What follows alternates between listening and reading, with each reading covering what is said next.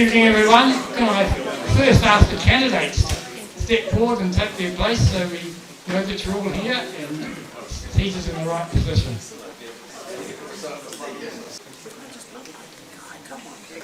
What I'm going to do is just introduce Kathleen, who's going to run the meeting. And we've got Jim, who's our timekeeper, and bell ringer. Each candidate will get a short bell 30 seconds before they're due to finish. And when their time is up, they get the big one.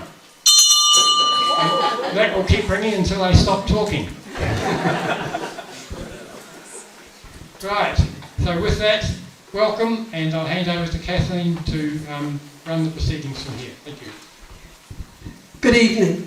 What we're going to do is we're going to ask each candidate, who are in chronological order, ACT, Greens, National, Labour and New Zealand First, to... I see National and Labour have got themselves out of order already, but that's all right. That's all right.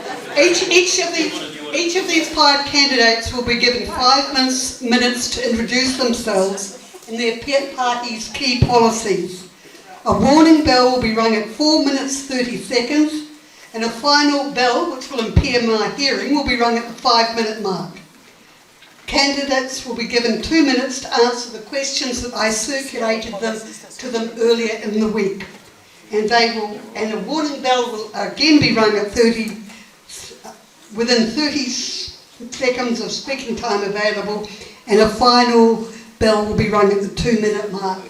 After the set questions, we're going to have an hour for any questions from the floor. I do ask that you don't make your question a commentary or a book on your life to date, because I'll cut you off after 30 seconds. And each candidate will be asked to speak to those questions. What we'll do, the first question will be with ACT, second with the Greens, the third with Labour, fourth with National, fifth with New Zealand First, and so forth, and then the sixth starting with the Greens. So on that basis, I'd like to introduce Joanna Verberg, who's standing for ACT. Joanna. Good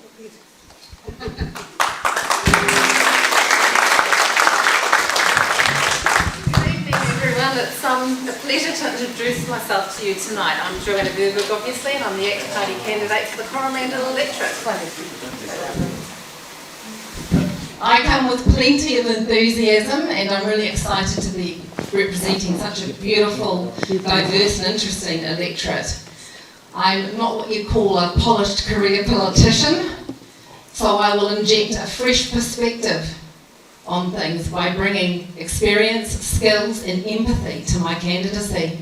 My partner Barry and I have owned and worked on a kiwi fruit and avocado orchard just up the road from here in Pahoja for the past 7 years. And prior to that, I had a 25-year career in corporate banking and financial markets. I've experienced firsthand the challenges that small business owners face, and I have a very good understanding of the domestic economy as well as the global economy that our country has got to interact with in order to grow, and that's something I'm very passionate about for our country. I've packed a fair bit into my life in my 51 years on this planet. I've even been to art school. I'm pretty creative and I love oil painting in my spare time, and I grow all of my family's fruit and vegetables. I love nature, and being a woman of the land, I consider myself a genuine greenie. I've got a real appreciation for Mother Nature, and connecting with the earth has always been my therapy. I'm a regular Kiwi girl, and I've experienced life the way that it really is. I know what it's like to raise a child as a very young single parent, to be made redundant. I know what it's like to support someone that you love through mental illness. And I know what it's like to lose all your crop in a polar frost, and then to wonder how on earth you're going to pay the bills. Like so many other people in the primary sector, Barry and I are living off our savings, and many small business owners are at a tipping point. The cost of living is hitting all of us, not just business owners but individuals. Representing the Coromandel Electorate for the ACT Party is the most important thing to me at this stage of my life. Our beautiful country is in so much trouble, and people are really hurting. That number 8 wire Kiwi ingenuity that we are so world famous for is being stifled. And the current government has caused us to lose our sense of direction.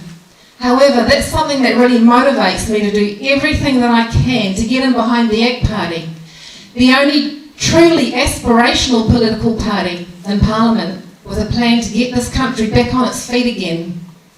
I've met a great bunch of Kiwis with similar values to ACT, and people who love this country as much as I do, and who are committed to making New Zealand a better place for us all. I strongly believe in equality, freedom of choice, and personal responsibility for everyone. And those 3 core values are central to everything that the ACT Party does. It's what drew me to them in the first place. The ACT Party values freedom of speech, listening to Kiwis' issues and acting accordingly. That's how democracy works. That's how you get a society that works together and achieves things for the better of everyone. It's a real party of policy for the people. For the last year and a half on the road, the issues of cost of living, crime and co-governance are the 3 issues that New Zealanders have been talking to us about. They're really concerned about them, and I'm looking forward to discussing these with you tonight. The ACT Party has been working very, very hard to bring policies to the table that address these issues. A party vote for ACT is a vote to end divisive co-governance. A party vote for ACT is a vote to get seriously tough on crime, and a party vote for ACT is a vote to end the cost of living crisis. ACT is the only party with a fully costed budget to bring our country back to prosperity. I believe this election is the most important in New Zealand's history. And if you want to see the real change that this country so desperately needs, you must give your party vote to ACT, because our country depends on it. Thank you.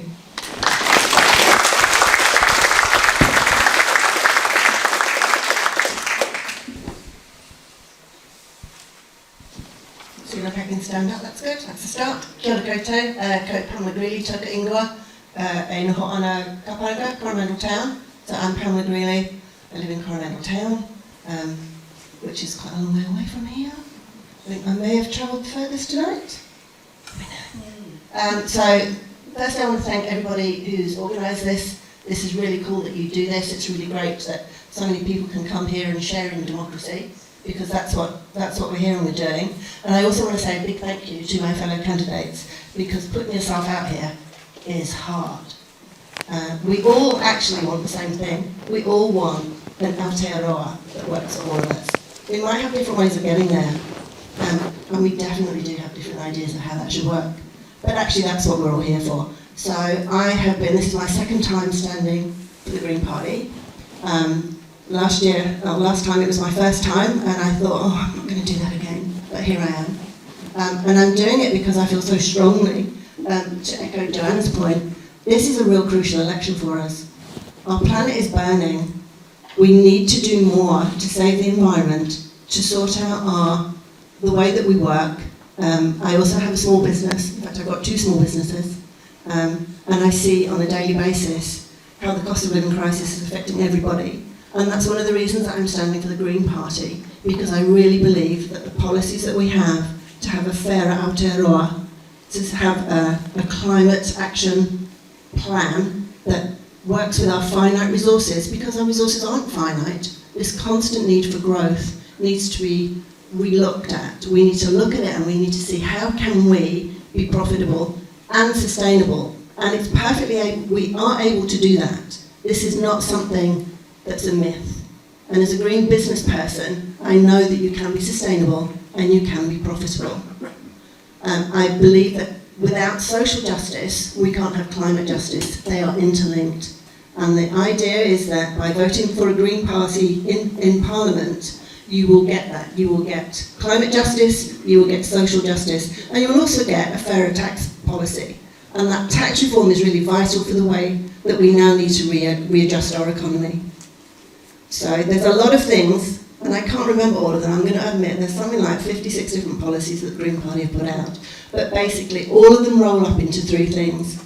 We're going to honest utility, so that when everyone thrives in Aotearoa, that's good for all of us. But we also need to uplift all the people who are in poverty and the rest of Aotearoa, and we need to do it within the bounds of the planet. And that's why I would urge you to party vote Green.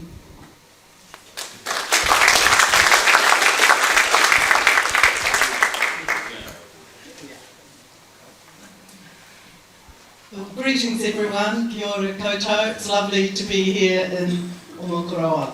I grew up in the Bay of Plenty in Whakatane and Tauranga. Went over the hill at 17 to university and teachers college, and have had long associations with Omokoroa. My daughter's grandparents retired here and lived here for many years. I still have family here, and I have family in Katikati and Waihi. I'm now living in Thames. I moved there a few years ago to be closer to my older daughter and be able to be, a doting grandmother. I still play in the Katikati concert band. I play the clarinet in that band, and I worked for 5 years part-time at the medical centre in Katikati, so I know that community fairly well. And now I'm still working in the mental health field, and I work across the Coromandel in lots of the small little towns. And in that work, I'm in people's homes all the time, and I'm seeing the real struggles that families are having financially and in all sorts of other ways, like transport, which of course on the Coromandel is a real biggie. I probably gave my first political speech at the age of 11 years at Tauranga Intermediate. I was the class rep for the school council, and my class decided they hated wearing Roman sandals in the summer. And so I was meant to go along to the school council and, tell the teachers and the principal that we didn't want to wear Roman sandals. So anyway, I stood up and said my bit, and then the principal, who was a very nice man, Mr. Cannon, he said, well, Roman sandals are very good for mucking around in boats. And I said, with respect, sir, your family first has to be able to afford a boat. And he kind of gave me a steely look. And I don't think he'd be surprised that today I'm standing for Labour, very proudly, in the Coromandel. I was a young person who was probably seen as a bit of a woman's libber, a bit of a stirrer, because I wanted to see things better for people who weren't doing so well in our communities. What am I on to now? I've always been a person who has worked and done things in my community in a voluntary way. In Napier, I was the chairperson of the Napier Child Care Trust, and we took over 2 ailing early childhood centres, one run by Rothmans, and in the past, and we turned them around and got them providing quality, affordable early childhood care, because we were a non-profit organisation. In Tauranga, I became involved and was the inaugural unit leader for something called Young Mariners, which is like Sea Scouts for girls. So I had 8 years teaching girls how to do knots, how to sail, how to paddle, and how to survive in the bush. All really good skills for young women as they move into their futures. In Thames, I'm a trustee on the Thames Community Centre, and I'm also on the committee for our our Thames Citizens Band. I've long been of the opinion that Mahatma Gandhi was right when he said the true measure of a society is how it looks after its most vulnerable. That is certainly what I stand for. I think we're all only one step away from being those vulnerable people. I see that all the time in my work in mental health. And I've certainly had my wobbly moments. I've had times where too much work stress and grief has caused me to burn out, and I had to learn to accept help from family, friends and professionals. So I know about these sorts of things. Okay, so I've had a long career in special education. I was a teacher, a guidance counsellor, a psychologist, principal of a special school, and a district manager for the Ministry of Education in 3 of New Zealand's districts, the last one being South Auckland, which was pretty tough. Now I've gone back to my kind of first love, which is working hands-on with people. Now, why I think you should... I'll have to tell you later, okay? The good stuff's coming.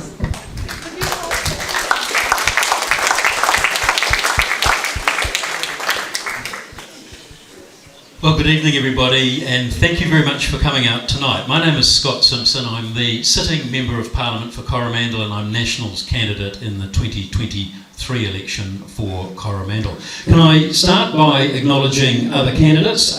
Pamela's 100% right. Putting yourself out there is brave, but it's also very important to our participatory democracy. Ultimately, elections are a contest of ideas, of policies, of thoughts and opinions, and long-term plans and visions for not only individuals' futures, but for the future of our country. And we're fortunate to live in a participatory democracy. So to the Ratepayers Association, thank you for putting this on. This is the, I think, second of these that we've had. We did have one in Pyro with Ratepower a month or so ago, but I think we've got about 10 or 12 coming up. So we're all going to get to know each other pretty well over the next 38 days, not that I'm counting. I'm one of those Simpsons from up towards Whitianga, Simpsons Beach, Kuatunu.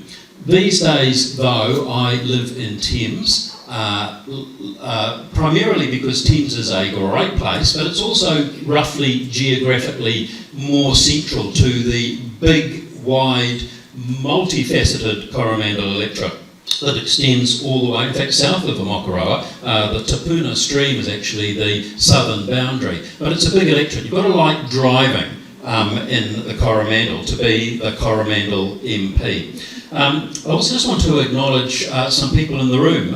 2 former parliamentary colleagues that I can see here, Ken Shirley and Don Brash. It's lovely to see you there. But also my friend and colleague, Tom Rutherford, who is Nationals candidate in the Bay of Plenty electorate. Tom, nice to have you here. Thank you for coming. And then finally, to all you folk, thank you for turning out, and thank you for being interested and being engaged enough to have an interest in elections. You know, the people that really get up my nose are not the ones who have a different political view to me or my party. I respect that. I like that actually, because that shows that they have put a little bit of grey matter thought into their position. They have a view and an opinion, and then they are prepared to go out and argue their corner. I think that's really important.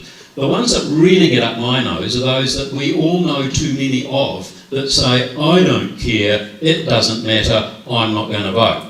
Those are the ones that really annoy me. So that's not you. Thank you very much for not being those people. Before Parliament, I spent most of my working life in the corporate world, running New Zealand divisions of Australian-owned companies, with most of them. I was general manager of a company called Protector Safety, earmuffs, hard hats, steel cap boots, and all those sorts of things. And then I did a stint as general manager of a company called Coroma. Not the beer, but the whiteware. You probably use Coroma products several times a day. Most people do. But they make bathroom wear and white porcelain, if you put it that way. Good, solid, reliable products. And then I did a stint as New Zealand general manager of a company called HPM that makes front-of-wall electrical switches and things like that. But immediately prior to going into Parliament, I had the best job in the world, which was as a professional wish granter. And I was chief executive of a wonderful New Zealand children's charity called Make-A-Wish. It wasn't the biggest job I'd ever had, it wasn't the highest paying job I'd ever had, it wasn't the biggest team of employees or people, but in terms of personal satisfaction and fulfilment, it was off the Richter scale, and I thoroughly enjoyed it. Sadly, I haven't been able to transfer my professional wish-granting skills to the parliamentary environment. I'm still working on it. And I will continue to do that if I have the honour and privilege of serving again as Coromandel's Member of Parliament, as our face and voice in that place. I'm standing for National because I've had an interest in the National Party literally since my high school days. I got the bug very early on. It's an addictive bug, but it's a good bug, and there are worse addictions you can have in your life than politics, let me assure you of that. And so the National Party reflects my views and values about freedom of enterprise, reward for initiative, accountability for actions and inactions, and many of those things that are principles that are values-based, that are part of what makes my sentiments towards the National Party so important to me personally and to so many other New Zealanders. We'll get an opportunity tonight to talk about specific policies, and I'm looking forward to doing that as the night progresses. Thank you very much.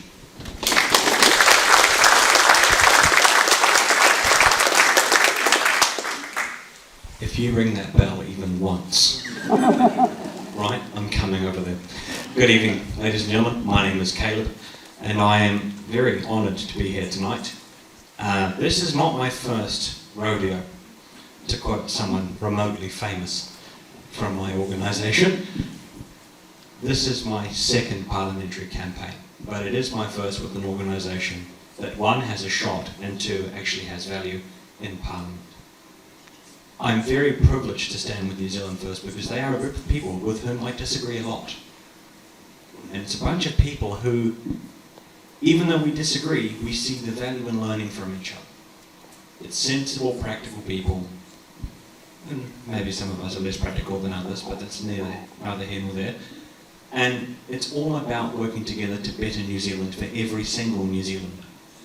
It's taking practical steps forward, making sure that we are responsible with our planet and our environment, but not doing it at the expense of the individual's liberties, making them pay extortionate taxes, and taking away their rights and freedoms. It's about finding a good balance. I'm a member of the Matamatepiago District Council, and before that I had 2 open heart surgeries and multiple other medical emergencies, and I am a success story of New Zealand's health system, even though it's absolutely broken. I witnessed firsthand, and my wife will attest to this, the failure of the health system, that I had to get on the phone every single day for 8 weeks while I was dying to hear from my doctor about when my next appointment would be. As a New Zealander, it shouldn't happen like that. We need to reinvest into our healthcare system, especially as our population becomes a bit less younger than it used to be, and especially as we fight the ongoing mental illness battle that we have going across our country. There are so many factors behind that. I myself live in Manawaru, which is just on the other side of that small hill out there, and I think I have travelled the farthest tonight. Sorry. And I'm standing in this electorate because I take great passion in what happens to my neighbours. Standing in the Matamatepiago Council, I've heard all of the stories that happen in this area. All the good ones, and we celebrate with you, and all the bad ones, and we commiserate with you. We've still got on loan Matamatepiago engineers working with Thames Coromandel District Council to get your roads reopened, and that's something that I'm very pleased to see happening. I'm a firm believer in actual free and fair democracy, where everyone has the same rights as everyone else. No one's given special treatment for any reason at all. I'm a firm believer in being a good steward for the world that we have, and I'm a firm believer in looking after our neighbours. I don't think, ultimately, it's the purview of government to do that for every individual, and I think we must, as my ACT co-panellor said, take personal responsibility. And we must be prepared to encourage others to do so by having a justice system that actually punishes criminals, and those that want to reform will be given the opportunity to reform.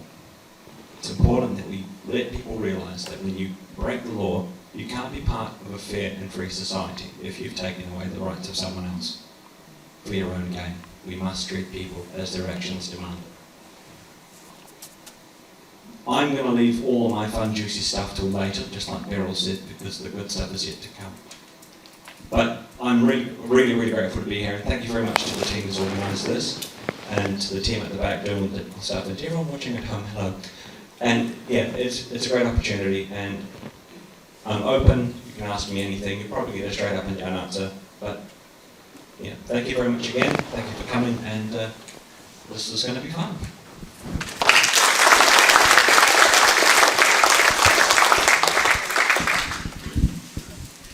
First question will go to the ACT Party, and then it will be passed along to everybody else. Does the government need to take a tough on crime approach? Yes, it does. It wasn't long ago that Kiwis felt safe in their community. Many of us left our doors unlocked. We were happy to send our kids down to the dairy by themselves, and that dairy owner wasn't worried about a 14-year-old in a Mazda crashing through the front door and stealing everything. Now we've got daily gun crime, we've got gang members, numbers never been higher before. In fact, I think there's more police. There's an epidemic of ram raids and smash and grabs.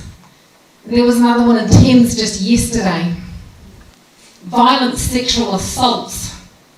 And it just goes on and on. And the worst thing is that the consequences for these crimes are just often going with a slap on the wrist.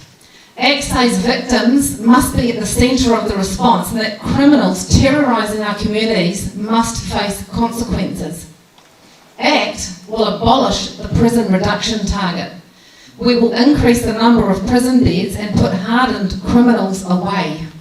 We will reintroduce 3 strikes to keep the worst reoffenders off the street, and we will introduce 3 strikes for burglaries. We will bring back gang control orders and hit gangs where it really hurts. We will introduce speeding ticket type youth infringement notices for immediate justice. We'll put ankle bracelets on repeat youth offenders, introduce minimum literacy standards for parole. We'll separate out the youth justice from Oranga Tamariki and increase the number of beds in youth justice facilities. We will reverse changes made by National so that 17-year-olds are sentenced in the adult court, not the youth court, and we will hand down tougher sentences to those who are victimising people in their own place of work.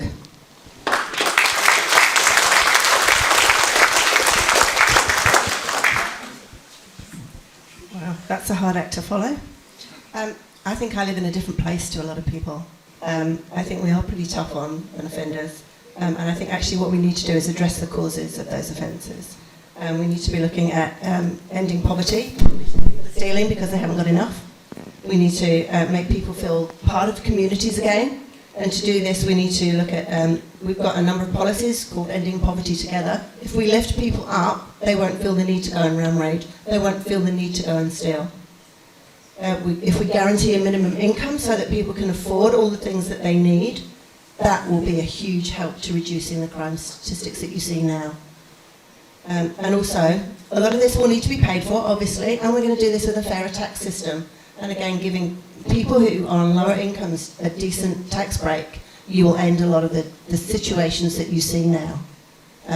So, yeah, I'm glad I live in the Coromandel. It's a really super place to live. And I think the fear-mongering that we see is not helpful to any of the issues that we're facing.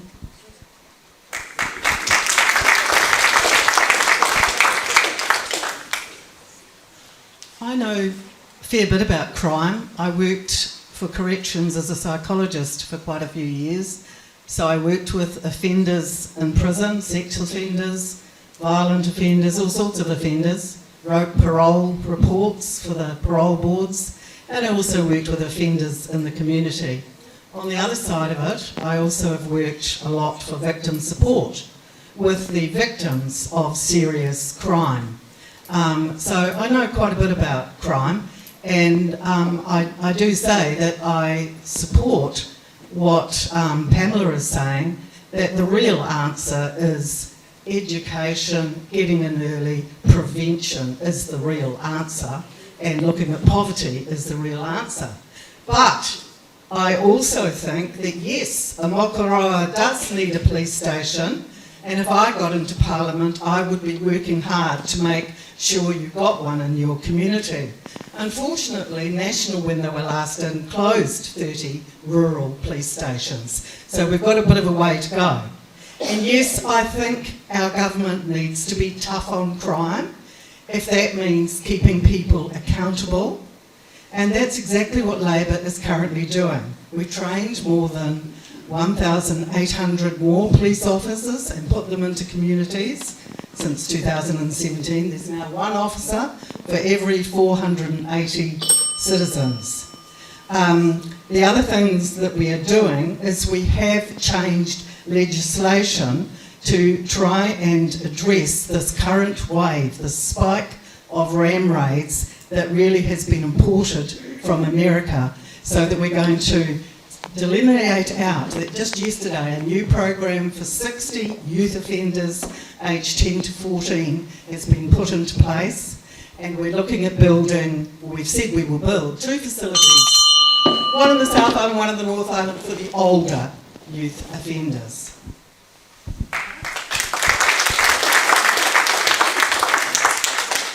Well, the current government's soft on crime approach isn't working. For most of us, we've never seen before in our lifetimes the level of lawlessness and the wave of crime around the country that we've experienced in the last 6 years.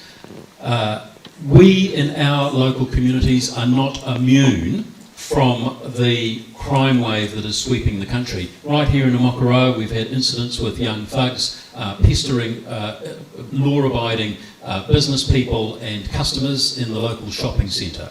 As we've heard tonight, we've had a second ram raid in Thames in 2 months. That's on top of a whole range of other criminal activity that is occurring. So in the National Party, we think absolutely it's time to get tough on crime. And I know that under Christopher Luxon and my good friend Mark Mitchell, who will be a very fine police minister, that the messages that are coming from the top, which are so important, will actually be clearly enunciated, clearly communicated, not only to our hard-working but stretched police force, but also to the perpetrators of lawlessness. Now, I've seen horrific video footage from local shopkeepers who show CCTV camera shots of flagrant, absolutely blatant shoplifting that is just, well, as a shopkeeper, it would do your head in. Absolutely no ability to control it. So look, we do have to get tough on crime. The soft on crime approach isn't working, hasn't worked and won't work, and Omokoroa does need a police station, and I will continue advocating for it, because so far my advocacy has fallen on deaf ears with the current government.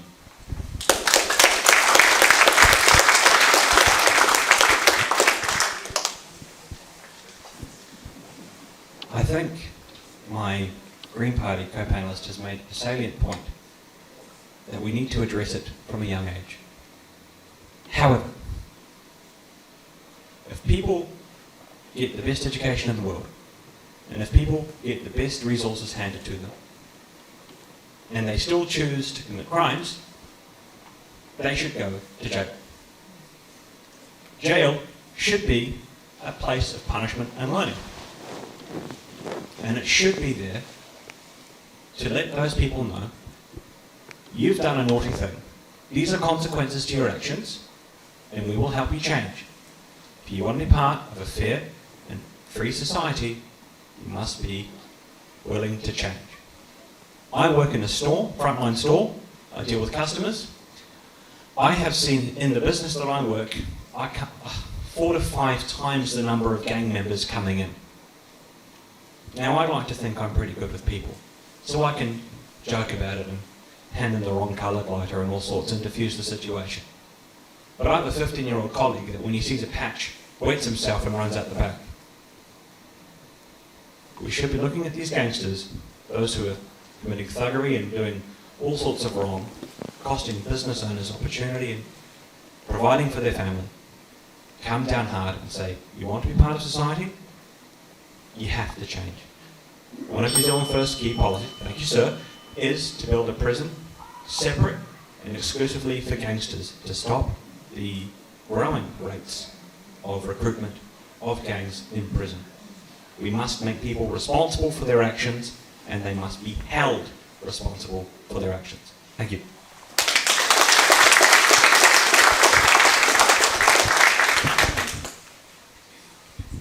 The next question comes not so much from Omokoroa, but from the Maori residents of Matakana who are getting absolutely sick and tired of their cars being stolen, vandalised and interfered with while they leave their cars at the wharf.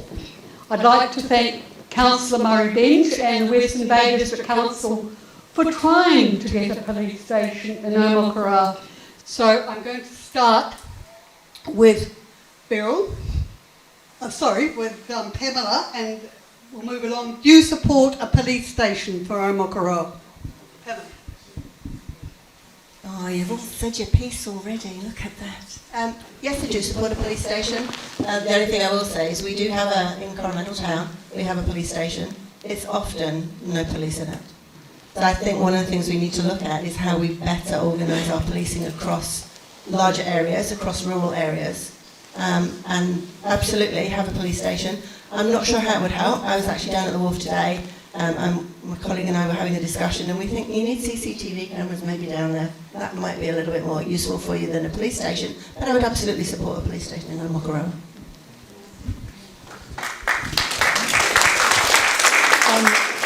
I think I announced when I stood up that yes, I'm pro. Anybody else? Yeah. Beryl, you said one policeman to 480 citizens. That means we should have about 12 and a half policemen in Omokoroa. If there's not 12 and a half policemen in Omokoroa, where the hell are they? You know those 1,700 props she mentioned earlier? New Zealand First actually got those across the line. It wasn't Labour that did that. Look, Omokoroa desperately needs a police station, and it needs CCTV, and it needs lots of other practical crime prevention technologies that are available. And it's a multifaceted, multi-level response, starting first at central government, down to regional government, and then into local government. It's not an easy fix, and it's not an instant fix, but it can be fixed, and it just requires a bit of testicular fortitude to get it done. Thank you.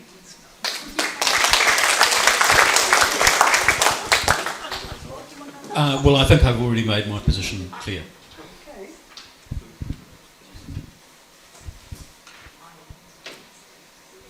Okay. Yeah, I absolutely would support a police station for Omokoroa. I've been speaking to the locals here, and the community's been terrorised by several groups of criminals. I know business owners whose staff are too scared to go to work because they've got people coming in high on meth. They're aggressive, they're nicking stuff, and they're just making life hell for everyone down here. And I know that even for people that live just outside of Omokoroa, even me and Barry, you know, we've had vital orchard equipment stolen. I know people are getting cars stolen. You know, if you live up a really long driveway around here, you're pretty isolated, and it's pretty scary. So I would support that. And ACT has a policy to increase police staff funding in line with population, which would be a resilient first step to ensuring the police have capacity to meet the demand here, because this town is growing very, very fast.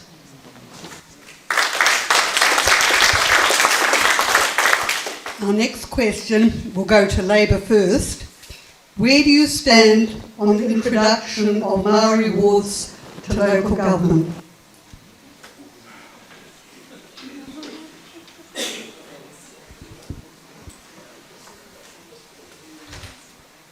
Well, I'm a yes to Māori wards in local government, in line with my party's policy, but it's also in line with my beliefs.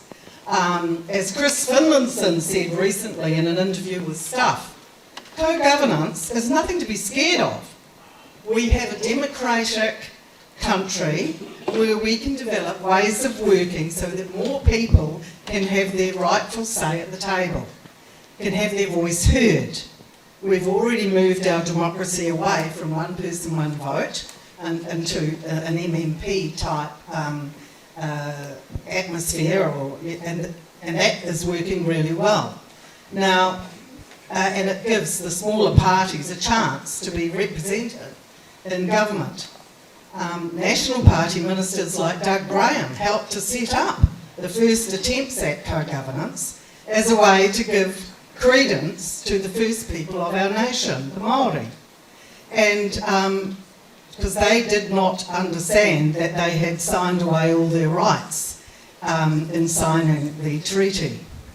So bodies such as the Waikato River Governance Group, they've been operating successfully for 20 years with 5 members from local government and 5 members from representatives of the 5 iwi living along the Waikato River. This group selects their own chair and they get on with the work respectfully and responsibly. I see no reason to be fearful. We're not going on to the next part of the question, are we? No? Not now. All right, there we go. Oh, who's next? New Zealand first.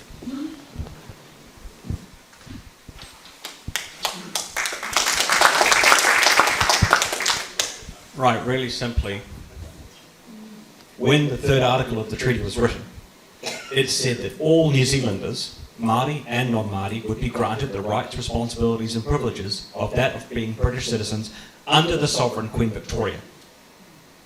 Any claim that any government in New Zealand's history has removed the rights of particular citizens has violated the third article of the treaty.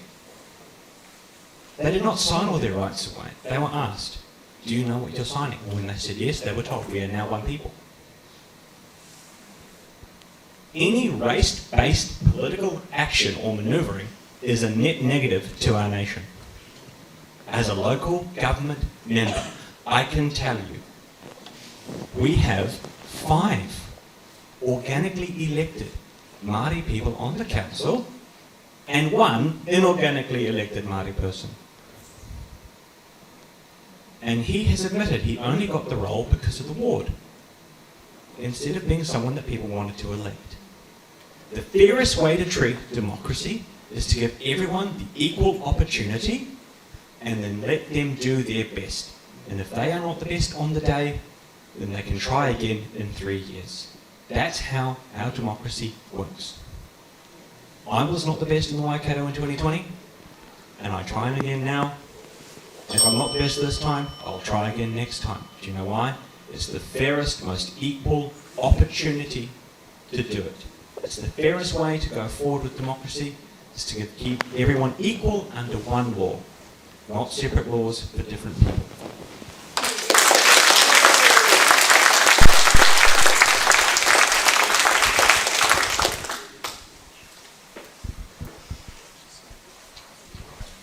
Act will restore one person, one vote to local government by scrapping race-based representation altogether. Labor has been unapologetically undemocratic about local Maori representation. It attempted to force a disproportionate number of Maori wards on the Rotorua District Council, which was found to be inconsistent with the Bill of Rights by Labor's own Attorney General. Alan Kurtovich, the Deputy Chairman of the Waihi Beach Community Board, recently quit over Western Bay of Plenty District Council's decision to support Maori wards. That matter was not put to the community before that decision was made. Maori wards have been accessible to councils with a general establishment provision since 2002. This provision had a binding referendum process where communities could oppose the establishment of Maori wards rather than allowing councils to unilaterally force them on constituents. Labor removed this democratic provision, stripping communities of their democratic ability to oppose race-based representation. Labor also mandated that councils, through an official process, consult on and consider implementing Maori wards. Labor removed New Zealanders' democratic voting rights because they believed binding referendums where communities could oppose Maori wards establishment were an obstacle to more Maori representation. But that is wrong. A local government New Zealand survey shows Maori make up 13.5% of the local representatives, which is very close to their share of the population as a whole. Maori are doing a very good job of being elected to councils. There is no problem to solve here. We can't afford to continue dividing ourselves along superficial lines. We must celebrate the common humanity that unites all people and stop seeking to divide us in ways. All New Zealanders are alike in dignity, and this should be reflected in our institutions. Thank you.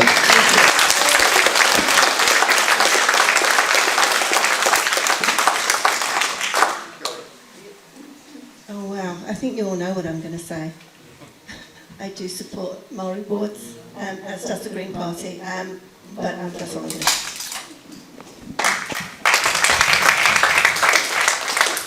Well, we don't support co-governance of state agencies, government departments or services provided by the state. We do think that there is a situation for issues relating to natural environments such as the Waikato River Authority. We think that's a separate issue. But we will repeal, given the opportunity after October, we will repeal Labor's undemocratic legislation that has taken away the very basic principles of one person, one vote. I didn't ever think in my lifetime that I would have to stand in the Parliament of New Zealand, or let alone anywhere else for that matter, and defend the basic foundation stones of democracy that goes back to Greek times. This democracy has worked well for us, and it will work well for us, but to divide the nation on the basis of ethnicity serves no purpose at all.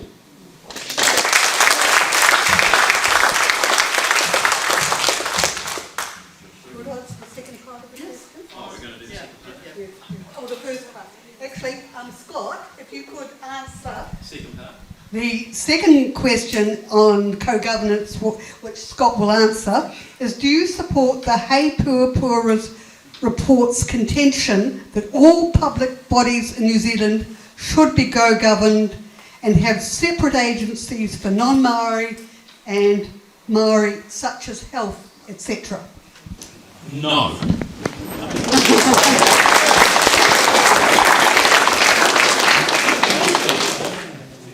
Well, what I'm really looking forward to is that our children and grandchildren, my grandson, is learning about the settler history and the Māori history now in our schools. Unlike what I learnt about as a child going to Gate Pass School in Tauranga, with one of the most famous battles just up the road, but we never learnt about it.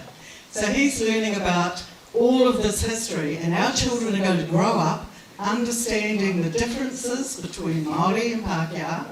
Now, the other thing that is, I think, marvellous, as most of you probably know, our population is growing more and more what we call the browning of New Zealand. More and more of our children and grandchildren will whakapapa Māori or whakapapa to island cultures.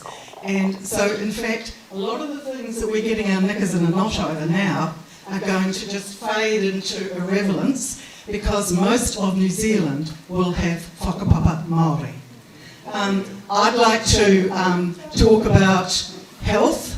I'd like to talk about, this paper, He Puapua, is it's a discussion paper sent to the United Nations. It is not, excuse me, we don't laugh at each other. It's not funny. It's not policy. Excuse me, can I please continue? It's not policy.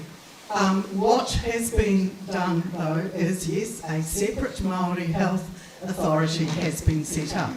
Now, there's great historic reasons for this, and some of you who've been students of New Zealand history will know that when the settlers came to New Zealand... No, excuse me, I wish to finish as I got interrupted several times. Another 30 seconds, that's all. Okay. So Māori got all sorts of diseases, got addicted to alcohol, cigarettes, all the things that the settlers brought. Excuse me, we're talking about democracy here, which means I have a right to speak as well. Okay? Ladies and gentlemen, any race-based healthcare is a deprivation of the needs of all New Zealanders. I disagree. And you're welcome to disagree, madam. And I will continue on speaking. To make my point, let me stand here. Vero, if you continue, we'll ask you to leave. Well, I think that man who heckled me should be asked to leave too.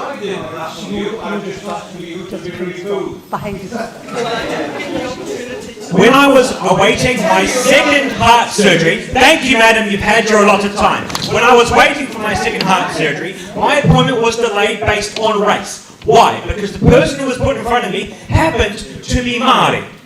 Now, I didn't find out until afterwards that he was actually less sick than me. and I could have died in a matter of days, how is that fair? What about a needs-based medical health system that treats the needs of the individual on a case-by-case basis, which we had until the incumbent government got elected? Let's get rid of race-based healthcare. That's New Zealand First policy on it. One healthcare for everyone. If you are sick and you go to the doctor, you will be treated based on your sickness, not on your skin colour. Thank you very much.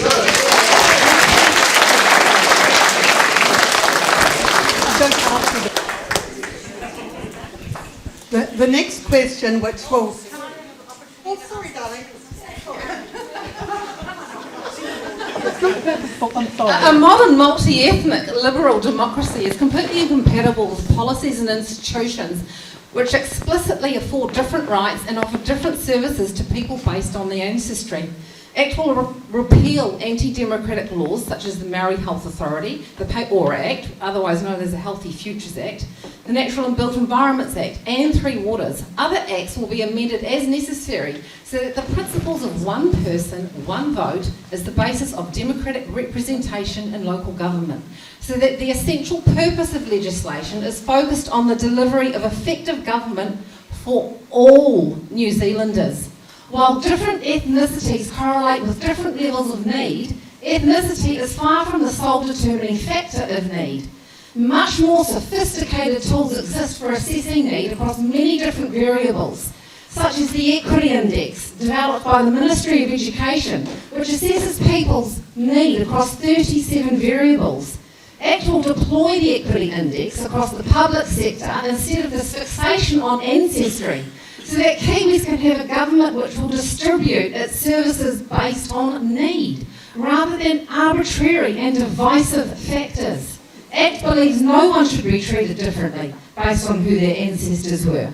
We will ask Kiwis by referendum to legally define the principles of the Treaty of Waitangi. It's saying what it actually says, that the government has the right to govern, the government will protect property rights, and that all citizens have the same rights and duties. This will draw a line in the sand of the treaty being used as a document of division, offering different rights to different people instead of uniting Kiwis behind what it actually is, a document celebrating two peoples becoming one.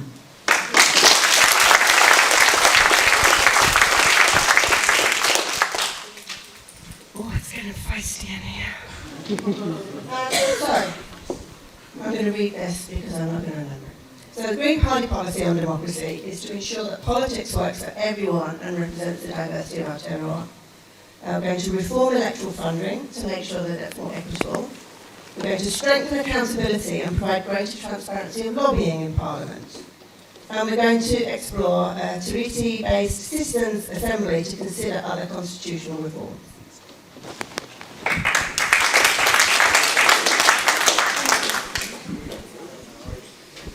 Right, the next question will be answered by New Zealand First.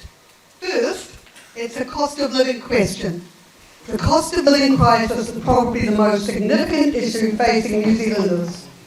The Reserve Bank is using high interest rates to fight inflation, which together with other factors is contributing to the cost of living crisis, especially with young people with mortgages. The question is, how will your party tackle the high cost of living? Thank you very much. Well, I work in the energy sector. That is, I sell energy. I put gas in your gas tank. And then you leave, having paid for your gas, and you go to wherever you're going. And I think that's a pretty good way of going about things. Now, I'm only going to speak to oil because I don't have time to speak to everything else. All right, if I had 20 minutes, I might be able to. But since I'm allocated less than 2, I'll do my best. We should never have closed Marsden Point. I have seen in the last 12 months at my workplace the price of petrol increase by $1 over the course of 12 months. I have customers coming in, buying petrol, and then going home and not being able to afford food. New Zealand First will reopen Marsden Point. New Zealand First will build something called Northport, which will be an economic hub to bring the cost of energy down to for New Zealanders across the whole economy, for every single New Zealander, not discriminating in any way, because the first and best way to bring down the cost of living is to bring down the cost of energy. If you make energy cheaper and more accessible, people will be able to afford more. And if they're able to afford more, their confidence will increase. And any economist will tell you, if there is public confidence, spending increases. The fastest way and the best way, in this humble man's opinion, humbly speaking, is to bring energy costs down. Thank you very much.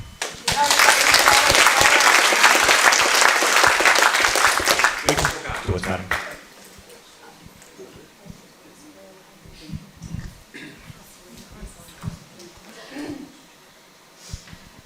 Okay, by reining in the wasteful spending, which is a significant contributor to inflation, the Reserve Bank will be able to begin reducing interest rates again.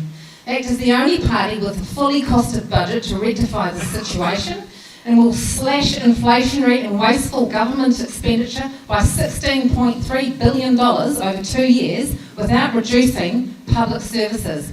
ACT's Ministry of Regulation will slash unnecessary red tape that is making it more expensive and time-consuming to run a business. These costs are either passed on to consumers or absorbed by businesses. ACT will deliver a tax cut to every earner while ensuring no reduction in core services. Under ACT's plan, taxes will move to a two-rate system, 17.5% for income up to $70,000, and over and above that, 28%. ACT's lower, flatter tax system will encourage work, savings, investment, and economic growth. ACT will provide a carbon tax refund to all New Zealanders from the ETS, and will create a low and middle income tax offset, which will deliver a tax cut for every earner.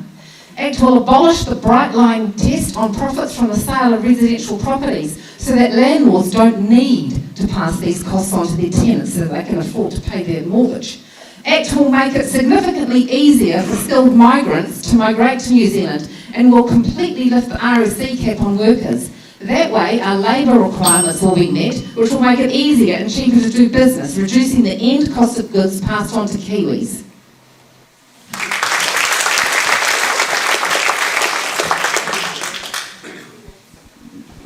Your turn then.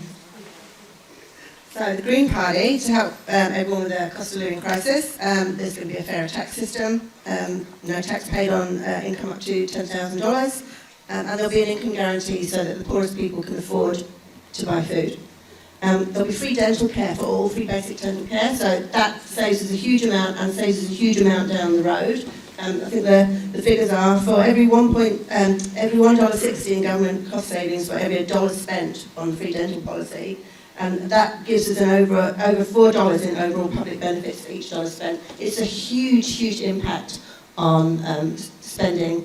People who have been unable to get their teeth fixed need to go to the ED. It's too late when they get there. There's going to be support for community energy solutions, which will improve efficiency of the energy, which means that the energy costs will be lower.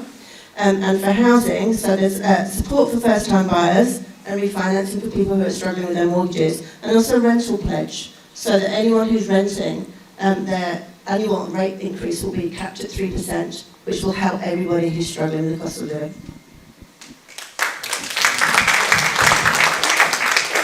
The current cost of living crisis is without doubt the greatest political issue of this election campaign.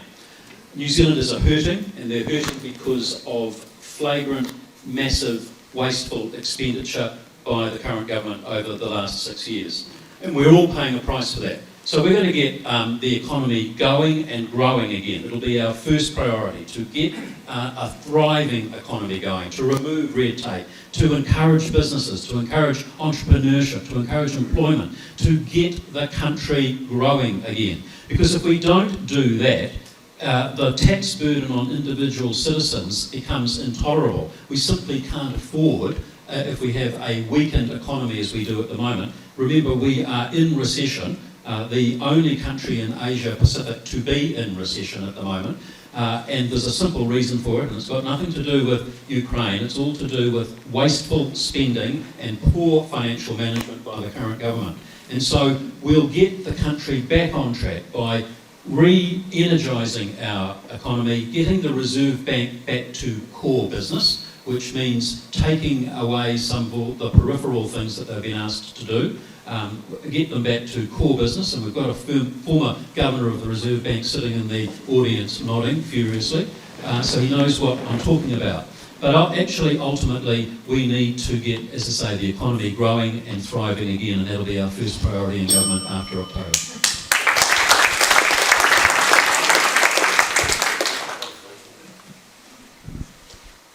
It has been a tough few years, hasn't it? Millions were spent on our pandemic response. The rest of the world looks at us with envy and said we did it so well. Well, we're all here and we're all alive. So we have somebody to thank for that. Would you like me to carry on or not? So it has been tough, and the recent weather events have tipped us into a small recession. That's the Auckland floods and Cyclone Gabrielle. But Labor is focused on the bread and butter issues, the things that matter most to families. So giving small amounts in lots of different areas so to avoid more inflation occurring. So we've got a whole raft of things that are happening. The winter energy payments, the free lunches in schools for children in need, the free dental up to 30 years of age that will be coming in, GST of fresh and frozen vegetables, extra 100,000 more insulation and heating refits so that people can have lower power bills, the transport free for under 14 years, half price for under 24 years, extending free 20 hours free ECE to 2-year-olds so that young families can get back into the workforce and be able to save for a deposit for their first house. All these things are focused on the here and now. In the meantime, we're doing many more new trade deals have been set up with the UK, with China, with Europe, and we're really going to be pushing our agri-tech area.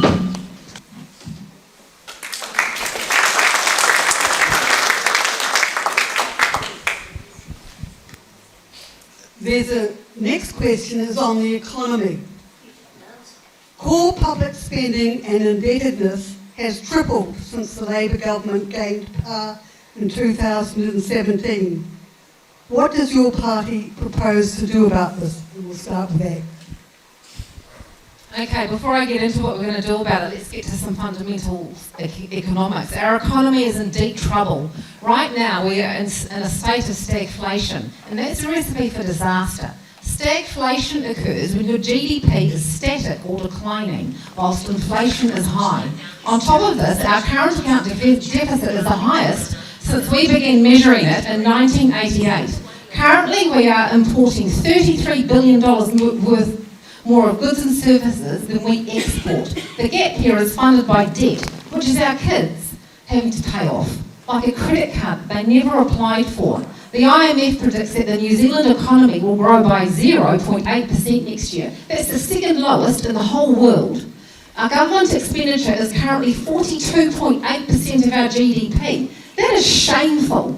When this government was elected in 2017, it was 17.9%, which almost matches the global long-run average.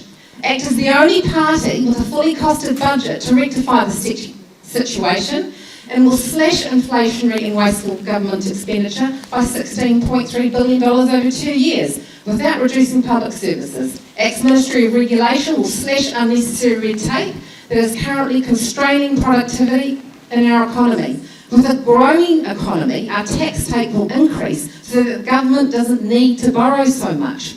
ACT's lower, flatter tax system will encourage investment and economic growth. If the government is going to be taking money you earn, it has a duty to spend it efficiently and effectively. Any government act as power will demand higher standards and accountability from chief executives and departments for the money that they spend.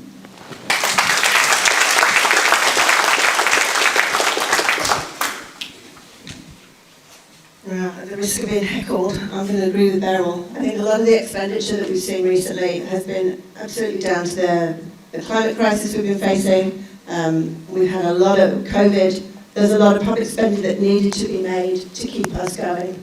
And I think you'll agree that after the Christchurch earthquake, the national government also poured a lot of public money into making sure that we managed to get back on our feet. Where is the money spent on So it's not question time yet. Can we wait for question time, please? No, that's very rude. So fair tax system will also reduce the we can ask you to leave as much as we can ask us to leave, so please, just a little bit of respect. A fairer tax system reduces the need to borrow a lot more. So if we keep our taxes under control, we can reduce our borrowing, and then all the other things that I said about 5 minutes ago about the cost of living crisis will still occur.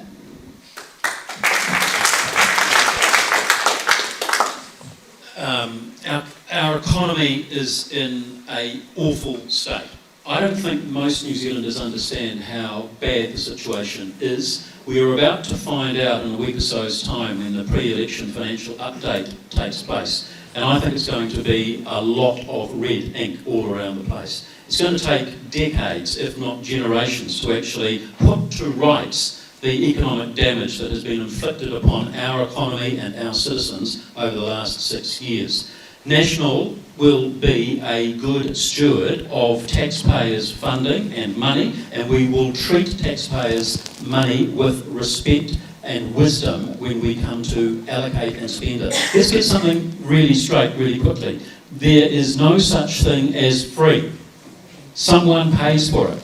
Ultimately, it's taxpayers. So when politicians stand up saying, free this and free that, and it's going to be free more of this and free more of that, be very careful, because actually you pay for it. And the only places governments get money from is, there are only three ways, and this government's been really good at all three. Taxing, and taxing, and taxing, and taxing, borrowing, borrowing, and borrowing, and for a long period of time over the last 6 years, printing, printing, and printing. And if you think that government revenue comes from anywhere else, you're in la-la land, just like Chris Hipkins, who has said that the state of our economy is in good order. I don't believe it.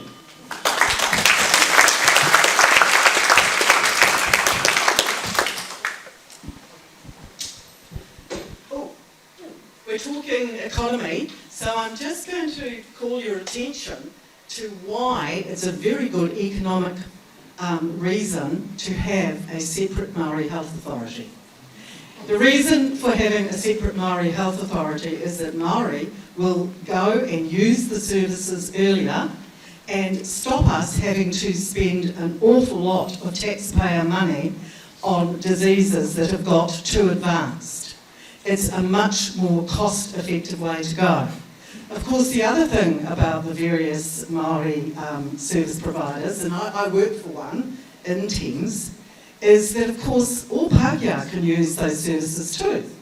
My daughter and family go to Te Korowai, to the GP clinic, because they are non-for-profit organisations and provide much cheaper medical services to families. So that's something to bear in mind if you're having to stretch your dollar. In terms of economy, yes, the budget in 2023 is down nearly 20% from budget 2022. And inflation is projected to keep falling and be back inside the Reserve Bank's target band of 1 to 3% late next year. Our debt levels continue to be amongst the lowest in the OECD. Net debt will peak at 22% of GDP in 2024 before reducing at the end of the forecast period. We stand by our record of having low unemployment, low public debt, an economy that's bigger than it was before COVID, and having looked after people throughout all these difficult issues that have occurred, and being able to produce an economic plan that actually adds up, unlike the National Party resorting to Chinese millionaires.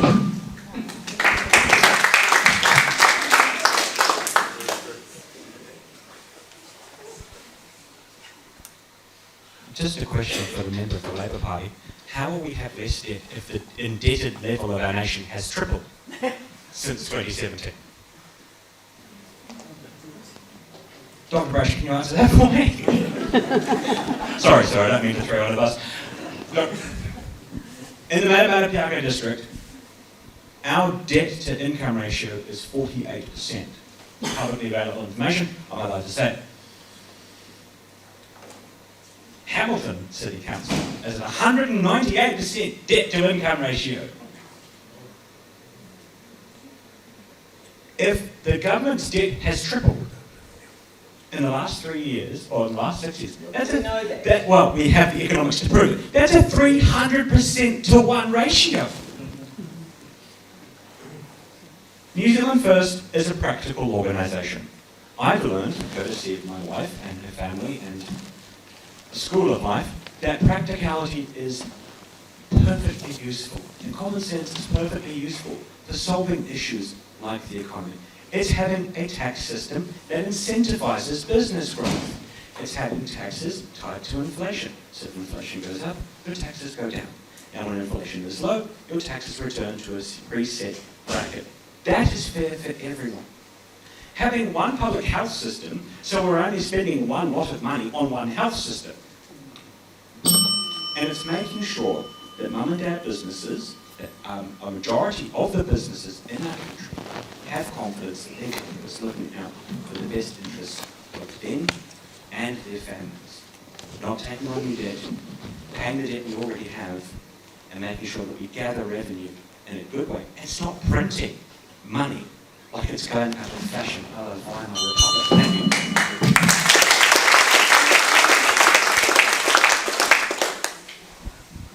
The next question on climate change, obviously we will start with the Greens. Councils and government departments are spending considerable sums of money on climate change to allow for projected climate changes based on one of the Intergovernmental Panel on Climate Change, it's the World Authority scenario, called 8.5. However, the IPCC has stated that the RCP 8.5 should never be used for planning purposes because it is a scenario that can never realistically occur. So the question, will your party change the basis on which climate effects are modelled, such as using RCP 2.5 or 4.5, which is seen as more realistic by the World Authority, the IPCC, to avoid needless expenditure on measures that are not required? Thank you. Just in case anybody's wondering what the IPCC various things are, it's kind of low, medium and high risk possibilities. So the highest one, the 8.5, is 4.5 degrees of warming. Now, given that we're actually unlikely to keep within the 1.5 that everyone agreed at the Kyoto Protocol, actually, it makes sense to me to have a look at what that might look like. The lowest one is, I think, around about 2.5, if I remember rightly. That's very possible we're going to get there. So to me, it makes sense that you model, not necessarily, I don't know how much it costs, let's be very honest. I've got no idea how much it costs to actually do all these projections. I'm not going to pretend that I do. But in business, you model on worst case, moderate, low risk scenarios. And I think that's a good plan for anyone. And then you model for the worst, but actually, if you're lucky, it'll be somewhere in the middle, because we're certainly not going to, we're going to exceed that lower one, in my opinion. Not a scientist, but like everyone else in New Zealand, I've got to reckon. So, I don't know the answer to this question, but I do know that it makes sense to me to model on the worst case, and then look at how everything else might be.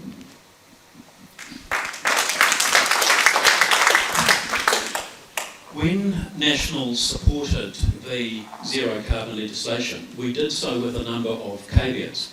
One of those caveats was that we would review the accounting mechanism that the Climate Commission would use in determining its projections and budgets for the period between now and 2050.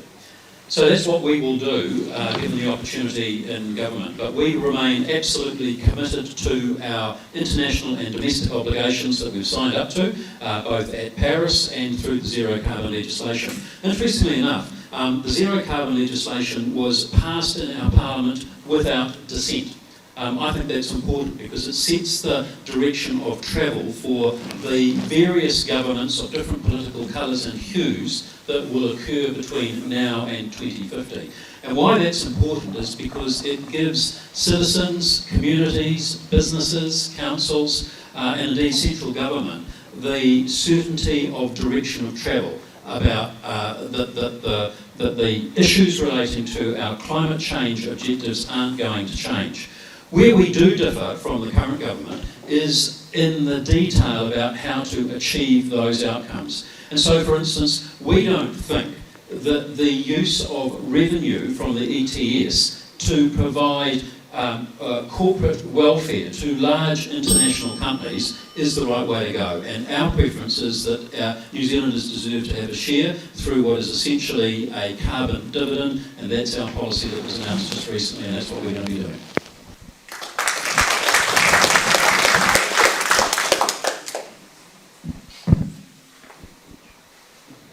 Our international trading partners have indicated very strongly that they want lower emission products from all of their suppliers. So delaying the pricing of agricultural emissions is not going to help our producers in the marketplace. So at the moment the government continues to work with He Waka Eka Noa. There's some difficult issues to work through, but the government have been meeting in the sector in order to address things, and I've heard various programs on radio with farming groups discussing this. So everybody knows this is in our country's best interest. I think the Labour government is really going to try and plan for positive outcomes. We need to look at all the risks, just as the others have been mentioning, but we want to be planning for positive outcomes, not just managing adverse effects of climate change. We want our environmental protection improved based on new limits and targets and a stronger, more consistent approach nationally. Now, there was the part of the question about do we support the idea that money from the emissions trading scheme be delivered to people in the form of tax relief. And we are very against that. We think that money should be reinvested into the future of our country to help with climate change so that our children and grandchildren are going to inherit a country worth living in. Not just giving a few dollars here, probably to people who don't really need it.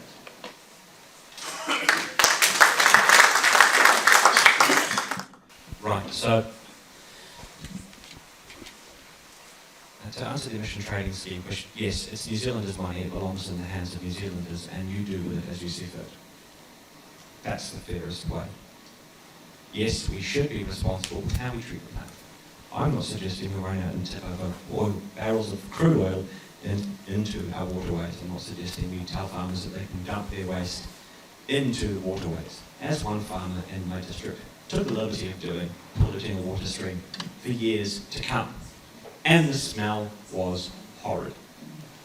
There's pollution in so many ways. The big picture for New Zealand first is this: having the best evidence at hand to make the most sensible, practical decision for climate change. But climate changes. That's a fact of life. We will not deny it. It does change. It's changed for the last 150,000 years. We've had many ice ages and many drought periods.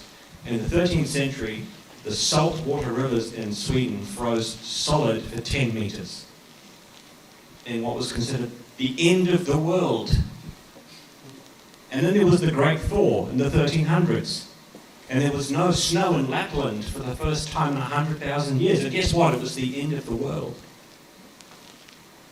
New Zealand First, and me personally, do not think there is a climate crisis. We think there is a need for good, responsible management done on hard evidence, not on ideology or people's feelings. Thank you.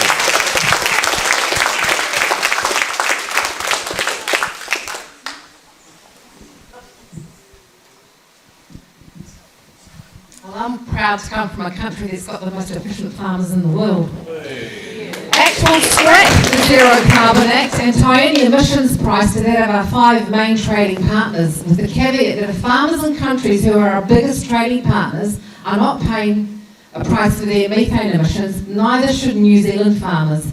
Act will implement a genuine split gas approach, acknowledging the fundamental difference between methane from livestock, which is a short-lived greenhouse gas, and carbon dioxide, a near permanent greenhouse gas.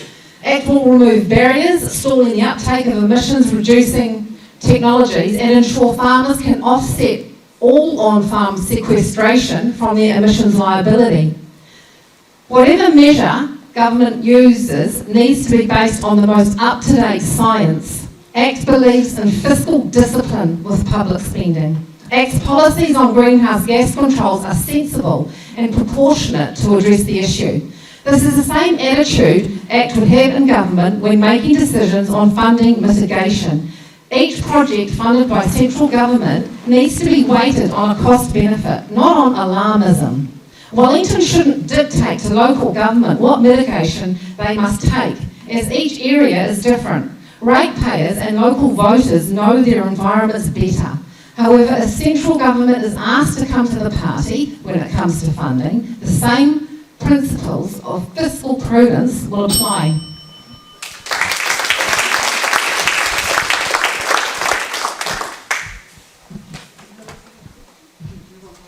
I answered the first one, but not the second one.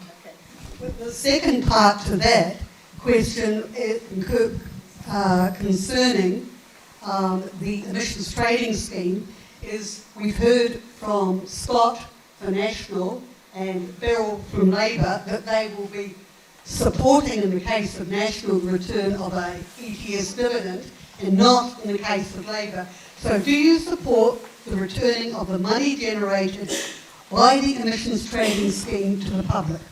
I do not. I think that money needs to be kept and spent on the inevitable adaptation and resilience projects that will result from the continued climate crisis.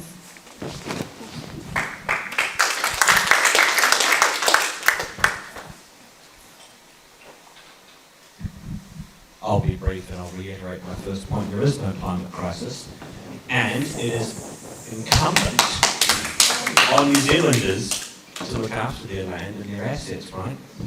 So if the emissions trading scheme returns a dividend, and it's your taxpayer dollar that has invested it in the first place, it's your taxpayer dollar that should be returned to you.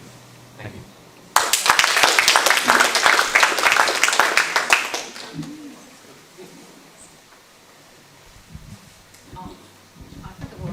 Yes, Act will provide a carbon tax refund to all New Zealanders from the ETS. Excellent. The next question will be directed at Scott for National. It concerns transport congestion, which we all know about in Omokoroa. As in the mornings, Omokoroa and State Highway 2 is almost gridlocked. Buses don't go directly to our workplaces, nor most schools, and we all know that our school children, once they go to secondary, have to go out of Omokoroa, and it is a 30-kilometre cycle to Tauranga. What policies do you see addressing this? Thanks very much. Well, here in Omokoroa, Omokoroa people know better than almost anyone else in the country what poor road infrastructure looks like, feels like, and impacts on their day-to-day lives. State Highway 2 between Waihi and Tauranga is famous or infamous for being perhaps the most dangerous piece of road in the country, bar none. And the thing that really irks me is that had Winston Peters decided the outcome of the 2017 election differently, a new highway between Tauranga and Katikati, 2 lanes each way with separation, would by now almost be complete. Never forget that. Never forget that. And so the decision on the outcome of the 2017 election was made by Winston, and that project that was costed, planned and on the books was ready to go. Now we find ourselves facing a new election with the potential for a change of government, and please be it so, in October. What we then do now is, because the cost of those roading projects has so ballooned out, that we have committed now to the reinstatement of the Takatimu North to Omokoroa, including the roundabout, absolutely as fast as possible. Now that's a first step. It's not an ideal solution, but it's a first step, and that will be our immediate roading priority for Omokoroa people, but it includes also prioritising a bypass for Kathleen.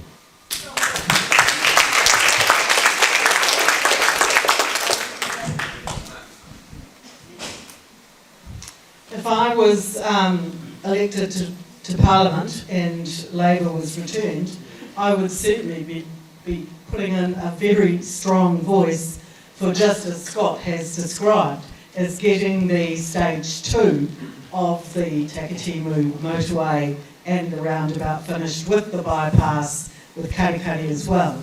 I've certainly experienced all the congestion and all the difficulties over the years. So I am hopeful that that will be high up the list of achievements that need to happen in terms of transport.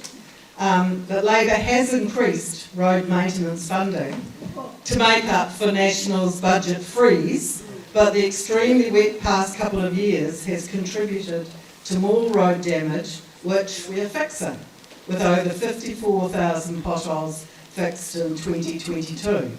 Now, you know also that at the moment, millions of dollars are having to be spent on the 25A road from Kopu over to Hikawai. So that project has had to jump the queue because of the weather event, and the roads all around the Coromandel Peninsula too. Many of them have, in parts, completely washed out. So a lot of money is having to go into them being reinstated in a better condition than they were, so that they won't also fall away when we have yet more weather events, which unfortunately, I think, Caleb, we are going to be having if we look at weather and weather crises and the effects of climate change around the globe.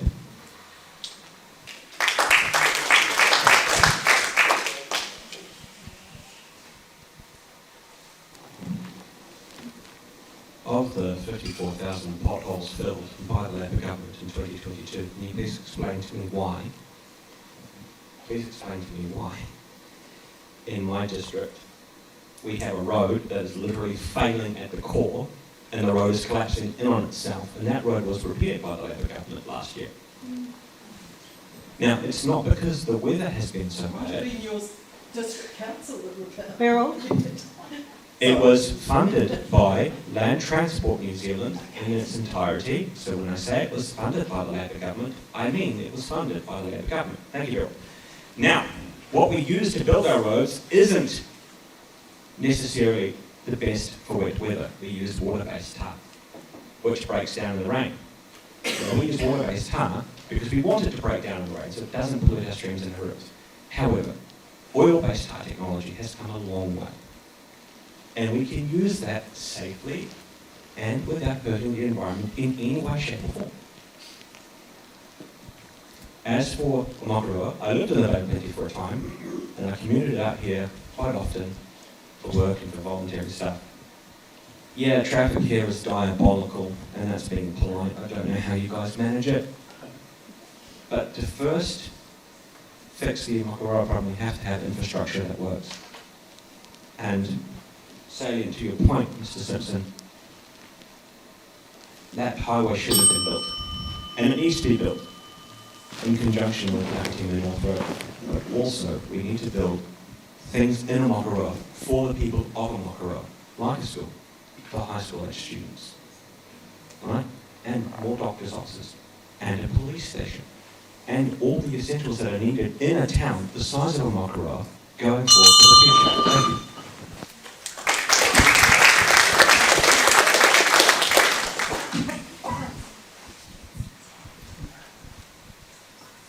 Stage 2 of the Takatumu North Link project, which will take the road to Omokoroa, is still in the planning stages. If the Act had been in government 6 years ago, chances are that road would have been built by now. Act's policy of long-term planning, divorced from politics, is the better approach. Act is proposing to use public-private partnerships and toll roads to bring accountability and revenue to a 30-year plan, supercharging development. Under a world-class toll roading system, New Zealanders will have a choice. Make use of toll roads much sooner, or wait for tax-funded roads to be delivered later, or never. Traffic congestion costs the New Zealand economy hundreds of millions of dollars every year. Tradies who used to do 4 jobs a day now only do 3 because they're stuck in traffic. These costs add up and are baked into the price of everything in New Zealand. New Zealand's existing toll roads have exceeded expectations. They've decreased distance and travel times and created much improved safety outcomes. The Northern Gateway has saved $1.23 million hours of travel time annually. And prior to the Tauranga Eastern Link, there were 1.8 fatalities each year, compared to only 0.17 now. New Zealand just can't afford not to have more infrastructure like this. Increasing the level of private sector funding will inject much needed discipline into decision making while allowing the government to maintain prudent levels of government debt. Act is ambitious for New Zealand. We aspire towards a modern, thriving economy with world-class infrastructure. With private sector financing and expertise to bring projects forward, we can achieve that.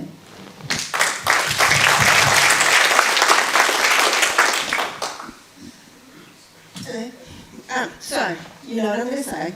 We need more public transport and we need better public transport. If we get more people off the roads and into public transport, or maybe even some carpooling if you've got a neighbour who's going into work at the same time as you, there's different solutions we can get. What we do see time and time again is more roads mean more cars. And we just keep exacerbating the problem. I'd also be looking, because of where you are, some light rail. That would be really good. You wouldn't even have to go out on State Highway 2. Let's miss it out altogether and you could find a different way.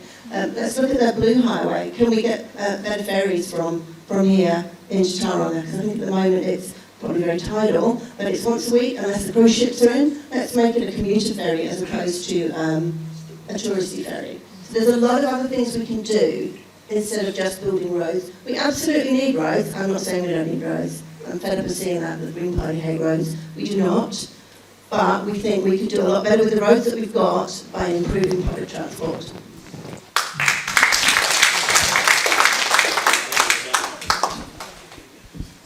One of the things we've heard about over the past month is a proposal to lower the voting age for local government and for some reason to have a youth register of 16 to 18-year-olds. So the question is, starting with Labour, where do you stand on lowering the age for local government and national government elections? Well, I'm a great believer in youth. I work with youth all the time. So my personal feeling is it's a yes and it's a yes. But I would want civic education taught right from primary school all the way through. So children understand about the country they're living in and the democratic process and get, geared up to be interested in politics by the time they're 16. We'll still have some 16-year-olds, who haven't got any interest in it, but we have a lot of young people who actually are very interested and very serious about where our country's going. And I suppose the reality is they would be more leaning towards the green. They're more concerned about our environment. They're more concerned about whether they're going to have a country to live in as they grow to maturity. So my vote, and I know that the Labour Party vote, is for a yes and a yes.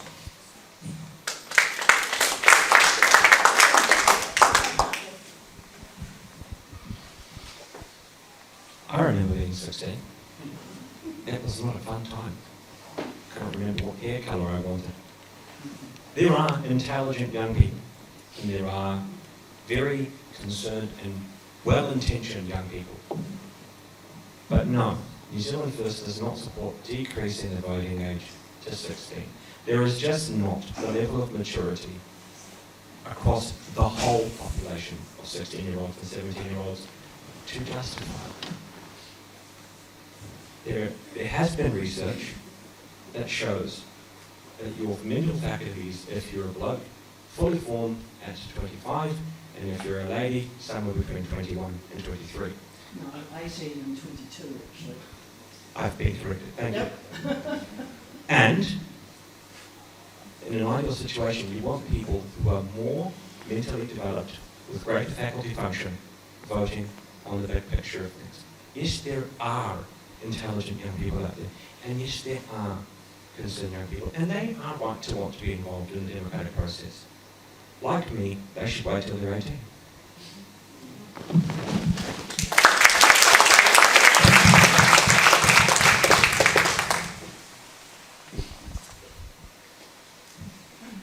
Look, I really believe in young people too, but I don't think that you need to give them a vote when they're 16 to get them interested in politics and how society ticks. So, people at that age typically just don't have a lot of experience out of school. So for that reason, ACT doesn't support voting at 16.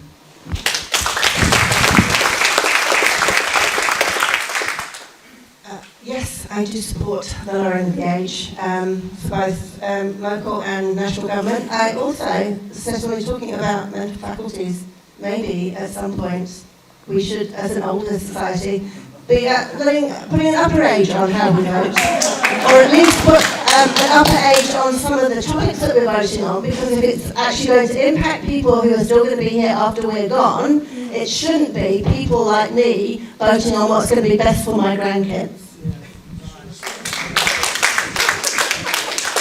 I'm tempted to ask, what do you think the upper age should be? But maybe that's a question for another time. Look, I sat in the Parliament for the last 2 weeks of the dying, gasping days of the current government. We were under urgency for much of it. We sat till midnight on several nights, and there was a whole raft of legislation being rammed through under urgency without public scrutiny or debate. One of those pieces of legislation was to do with lowering the voting age in local government elections to 16. Now, I've only got a first reading, so it'll go off to a select committee, and it will be up to the new Parliament to decide whether that piece of legislation gets picked up or just dropped off the order paper. One guess how it might be. In the National Party, we firmly oppose the proposal to lower the voting age to 16 for either local government or national elections.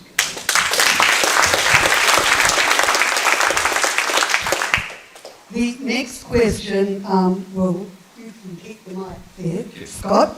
Water reforms, we've all heard of 3 waters, then it became 5 waters, and the latest one is 10 waters. Where to now, Scott? Well, this has been perhaps one of the Labor government's greatest failures, maybe after Kiwi Build and several other things. But the whole concept of 3 waters is at its base totally undemocratic. It's what I've called in the past state-sanctioned theft. And what it does effectively is remove from local democratically elected councils the ownership and management of water infrastructure that has been paid for by ratepayers over multiple generations. And to simply take that away and vest it in unelected, undemocratic, not accountable entities. Initially it was going to be 4 or 5, I think, 4 mega entities. Now they want it to go to 10 large entities. We just think that's fundamentally wrong. We've got a policy called Local Water Done Well, and I can commend it to you. What it essentially does is targets the use of finance and government assistance to local governments that need it, because not all local government districts or regions actually need the support. Many. Actually, the Western Bay of Plenty is one that has invested very significantly over the recent years in terms of water infrastructure. It's one of the reasons reasons Western Bay of Plenty's rates are higher than many other parts of the country. It's because the area is growing so quickly that investment has taken place. So our proposal is ditch Labor's undemocratic 3 waters, 10 waters, whatever you like to call it, plan, and replace it with our own policy, local water done well.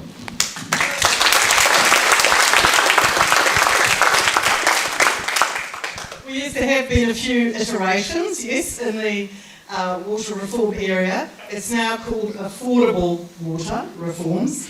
Now, the whole point of why Labor is pushing this is that there are still many parts of New Zealand, especially rural areas, where they have actually unsafe water.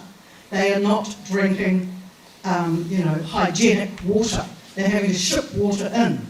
The cost to those areas is going to be mega, and their ratepayers can't sustain it. So Labor is saving ratepayers thousands by rationalising the way water services are provided, while giving new regional-based water entities the ability to make the necessary investment in critical water infrastructure. The cost of fixing our broken water infrastructure is estimated at $185 billion over the next 30 years. Without these changes, New Zealanders would see unaffordable increases to their rates to fund the investment needed. By extending the number of publicly owned water entities to 10, every district council in the country will have a say and representation over their local water service entities through regional representative groups, forming a partnership between council reps and iwi Māori that will provide strategic oversight and direction to the entities. The tangata whenua have a very big interest in our natural world and in water being safe. So having them there at the table is a very good idea. Entities will be run by competency-based boards, where experience and expertise in running water infrastructure will be the only prerequisite. So there'll be a sort of governing body and then a practical, hands-on board of experts who run the show for that one of district.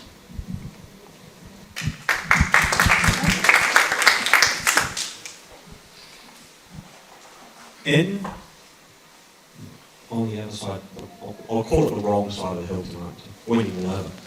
On the other side of the hill, we worked it out with a calculator. Not one of those fancy high school calculators with more buttons than you know what to do with a simple 10-button calculator. 1 to 9 and then 0 at the bottom. The rates increase, the average rates increase for an urban resident in my district was $1,230 and some cents, the number escapes me, under the affordable water reforms. That is more than 3 times the rates that they paid this year for their water. And my district is inland. We only get water from rain and from artesian springs in the ground. The beautiful part, one of the beautiful things of this district is that you have freshwater rivers, you have access to the ocean as well as a water source if you need it. Look, this whole 310 Waters Lake in a Park, whatever it's been called this week, right, is not practical for every New Zealander. It's practical for a small section of New Zealanders. But what people that aren't factored in are farmers, business owners, and industry. They will get the largest rates increase, and we've already seen people say, if you put the rates increase up for everybody, we're leaving, we're moving. I had one voter say to me, if Three Waters goes through, he's voting with his feet, he's moving to Australia, which would be a damn shame because he's a good bloke and I'd like him to stay. Three Waters needs to go, and we should leave the control of waters in trust to the district councils currently doing it, and leave them to do a better job of it than they currently are.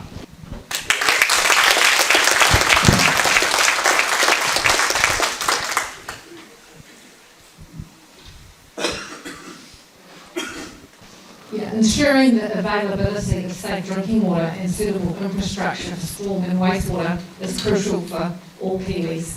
The current system is insufficient, but Labor's proposed reforms will take things from bad to worse. Our plan, ACT's plan, is to repeal 3 waters as currently legislated. We'll keep water service assets in ownership and control of local councils and assist councils to manage their water by introducing shared service agreements to obtain benefits of scale and sharing 50% of the GST from new builds with councils to invest in infrastructure. We'll allow private-public partnerships for water assets so councils can benefit from financial investment from other entities.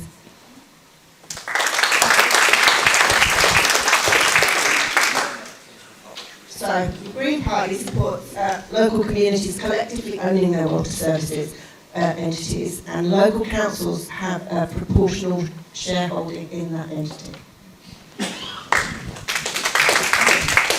Right, we get to the final question of the evening before we get to the fun and games of directed questions.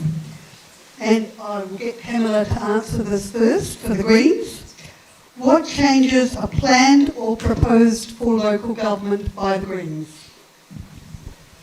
So the Greens want to strengthen local democracy, to support authorities to raise the money for essential services, and these services need to meet the needs for all.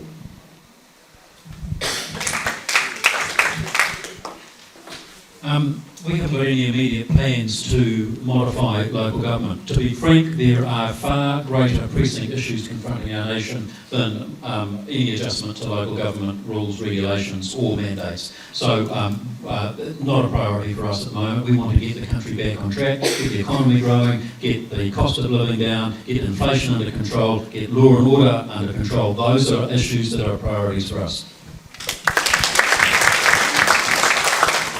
Similarly, Labor doesn't have any proposed priorities for local government. Most local governments are doing things extremely well. Just want to put a plug in here that with Labor back in power, of course, we've committed, which I imagine will continue, to two new schools here in Omokoroa, primary and secondary, which of course will also help with transport issues. Immediately, locally, of course, the Minister for Local Government will no doubt be announcing at some point whether Tauranga will return to electing its own mayor and council.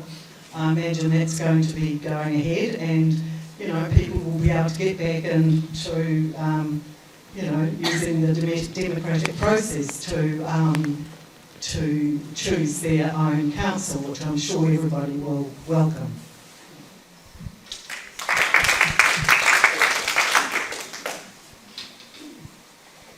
As a policy, New Zealand first. Again, it's just pragmatic and practical. If it ain't broke, don't fix it. Right now, as Mr. Simpson has very correctly said, there are more pressing issues than local government reform. As a member of local government, I can tell you, probably needs to go back a few steps and not be reformed anymore. Right? We've got a job to do, let's do it. New Zealand and only New Zealand first.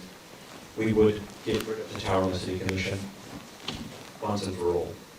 Because what happens over there affects here, and it affects me. And if you guys aren't experiencing democracy at your next door neighbour's house, well, it doesn't sit well, does it? Our democratic policy, democracy policy would be the best answer to this. We believe everyone should be able to participate in a democratic function at any level, freely, and with no division by any immutable characteristic of any kind. So no immediate long-term plans or short-term plans to reform local government, but to give back to the people the power to vote in those they want to represent them. Thank you.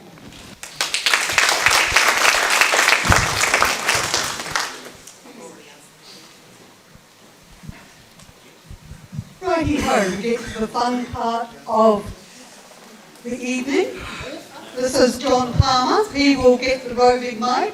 If you want a question, please put up your hand. Make the question no more than 30 seconds because I don't want to hear about the book you're writing about your brilliant life. Thank you.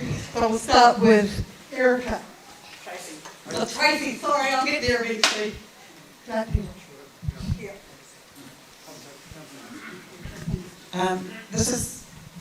Is that working? It's on. Oh, it is. Okay, great. Scott, this is a question for you about National. What does National intend to do about the RMA reforms? It's a simple answer to a simple question. Labor's rammed through natural built environment spatial planning legislation gone by Christmas. So our intention is to replace and repeal that immediately. We think that that is, and this is something I didn't think I'd ever say, but David Parker's reforms of the existing RMA have actually created a situation that is significantly worse than what we already have, and that's saying something.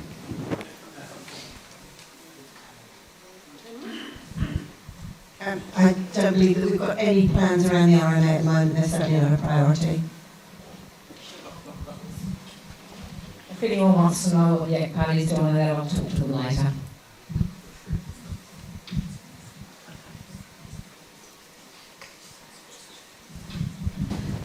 Well, you've heard that the RMA is being changed. The intent was to make things work more smoothly. So, we'll see. Thank you for your question, ma'am. From a practical standpoint, I had a meeting today where we were discussing the RMA in itself. And with the highly productive soils legislation and restrictions on building industrial, my town, Omoloroa, will have no new housing, no new businesses be allowed to build, and no further development of current industry. By the way, the industry there is a cafe. Under the current RMA. New Zealand First will repeal it. Flat out. Okay, here's no further question. Remember to smile. Hi, my name's Malcolm Cartwright. I'm an Omokoroa resident. I'm a retired services engineer. Right?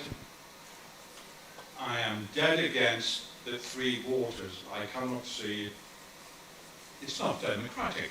Could any of you like to explain to me why it is being put forward?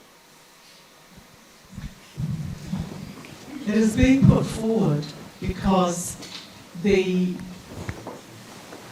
water quality and safety around New Zealand is extremely variable.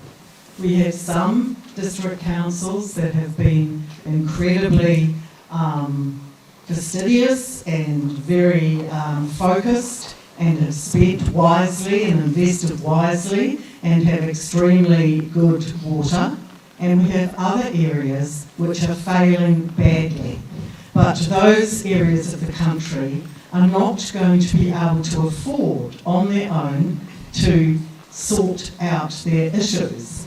So it is seen as much more efficient to actually bring all services up to a common standard and to use investment in using central money to bring those services up, because the weight of bringing up the services in certain areas would be way beyond that of the local ratepayer.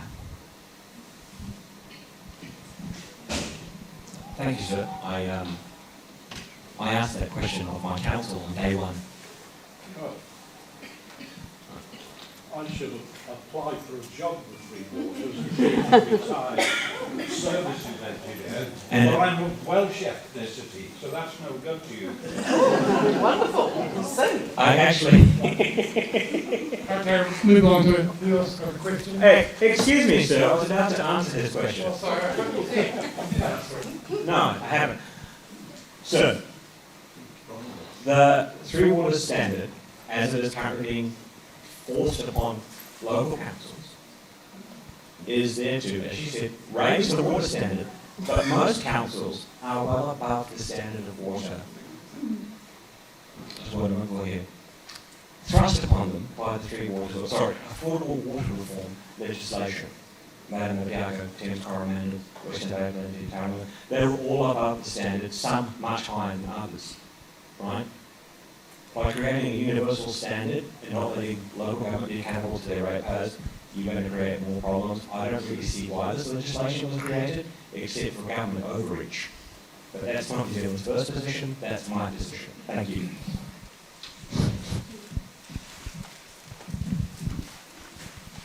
As I said earlier, we oppose it and will repeal it, but the reason it has been put in place is because the current Labor government has a fixation with centralising and a Wellington knows best approach to pretty much every issue confronting our nation.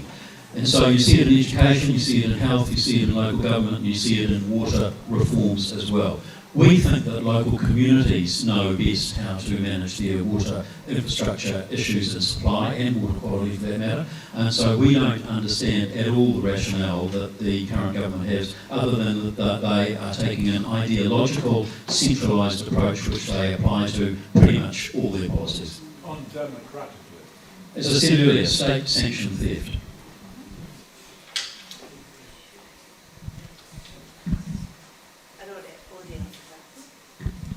I mean, personally, I can't understand where all of this free water stuff comes from. It's actually not doing anything to deliver better water to New Zealanders. It just makes absolutely no sense.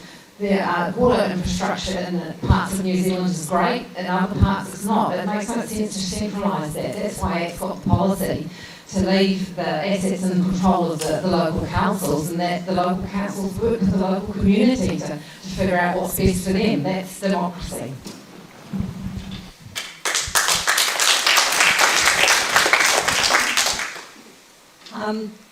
Quick question, I hope. Over the last 3 years, we've seen quite significant erosion of freedoms and human rights being trampled. We're now seeing a lot of decisions being made for New Zealanders by unofficial, unelected people overseas, in the United Nations, the World Health Organisation, World Economic Forum. We're starting to see an increase internationally again of COVID mandates, and there is talk of lockdowns. I'd like to know your position on what mandates would you accept, would you not accept, would you ever go to lockdowns again? I think ACT's position is always a freedom of choice position on these things. We don't believe in mandates with punitive outcomes for anyone who forced into one kind of action. For example, when COVID hit, we were very strong and we didn't support mandates which said you've got to take a vaccine with no other option. If you want to take a vaccine, great for you, but people weren't given the option to test as well, and it wasn't. And personally, and I don't think ACT will either, that it was fair that people should lose their jobs when they weren't given another choice.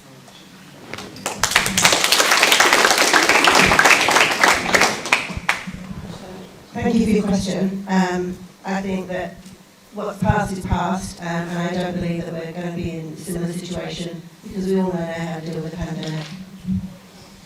Yeah, I'm inclined to agree. We don't know what lies ahead in the future, and it's probably a futile exercise to try and predict what may or may not occur at some future point. But I think lessons actually have been learned. I was very surprised the other day to hear Chris Hipkins say that nobody was forced to take a vaccine. Now, most people, I think, would have a different view about that.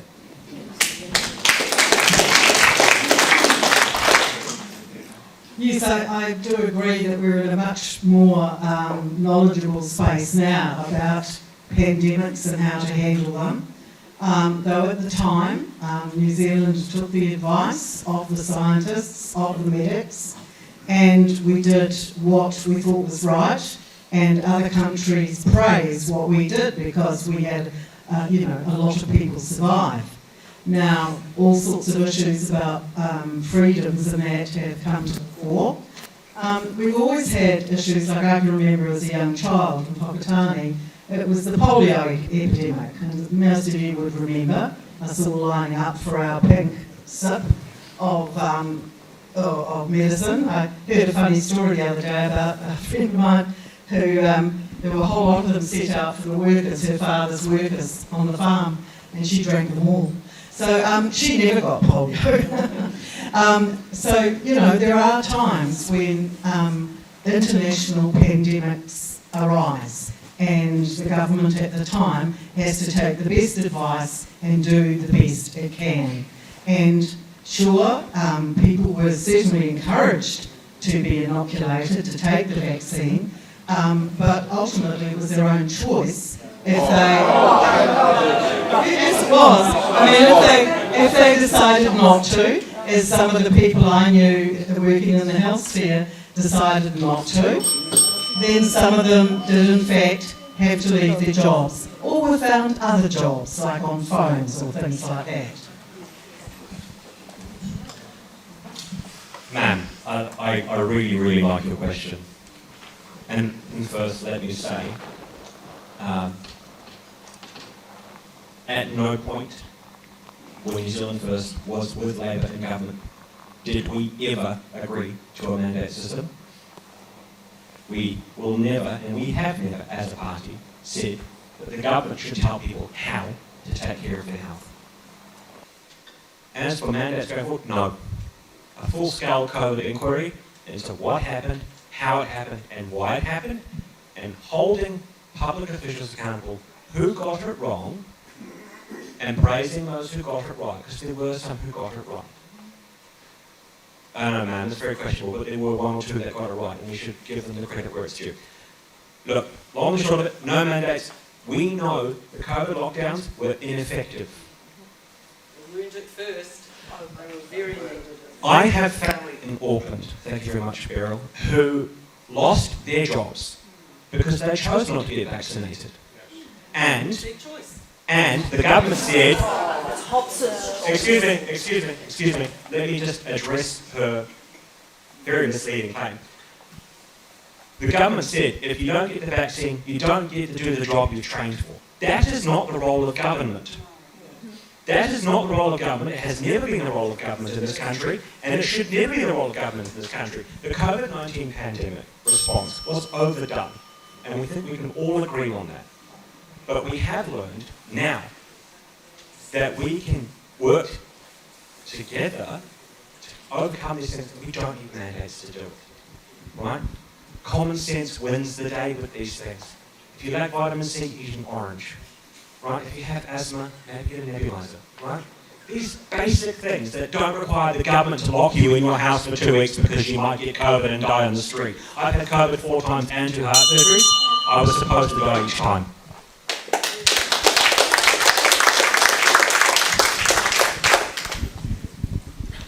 Hello. I have to thank ACT. I have to thank ACT because they were the only party that went and spoke with citizens who were affected by this absolutely ridiculous idea. Now, I'm an old woman and I didn't get the vaccine because I was compromised. I went to hospital, I saw the heart people, I saw several people. I could not get an exemption. My husband got vaccinated, we sleep together, but I can't go to the doctor or the bank or anything else. He could go out for meals, I couldn't. And Mr. Simpson, you've heard from me. But I have to admire that you actually talked to me for as long as you did. I lost 2 sons who are now living overseas. They're search and rescue helicopter pilots, one from Tauranga, one from North Auckland. They cannot get their jobs back. The mandates haven't gone, and what has happened is people in there higher up are playing God. There are nurses, doctors, and I'm sick of hearing on the radio how our hospitals are struggling, and we've got doctors and nurses who have had to go to other jobs like you suggested. I'd like to put you in a cafe while you've been doing your job. Thank you very much for that comment. John, the chap in red sleeves who had his hand up the whole time. Hi everybody, my name's Alan Taylor. I'm a retired postmaster. Now my question is from the story that everybody says that we have oxygen coming from plants and carbon is very good by plants. Why are the farmers being mistreated by not allowing their pastures to get something from the carbon credits? Thank you.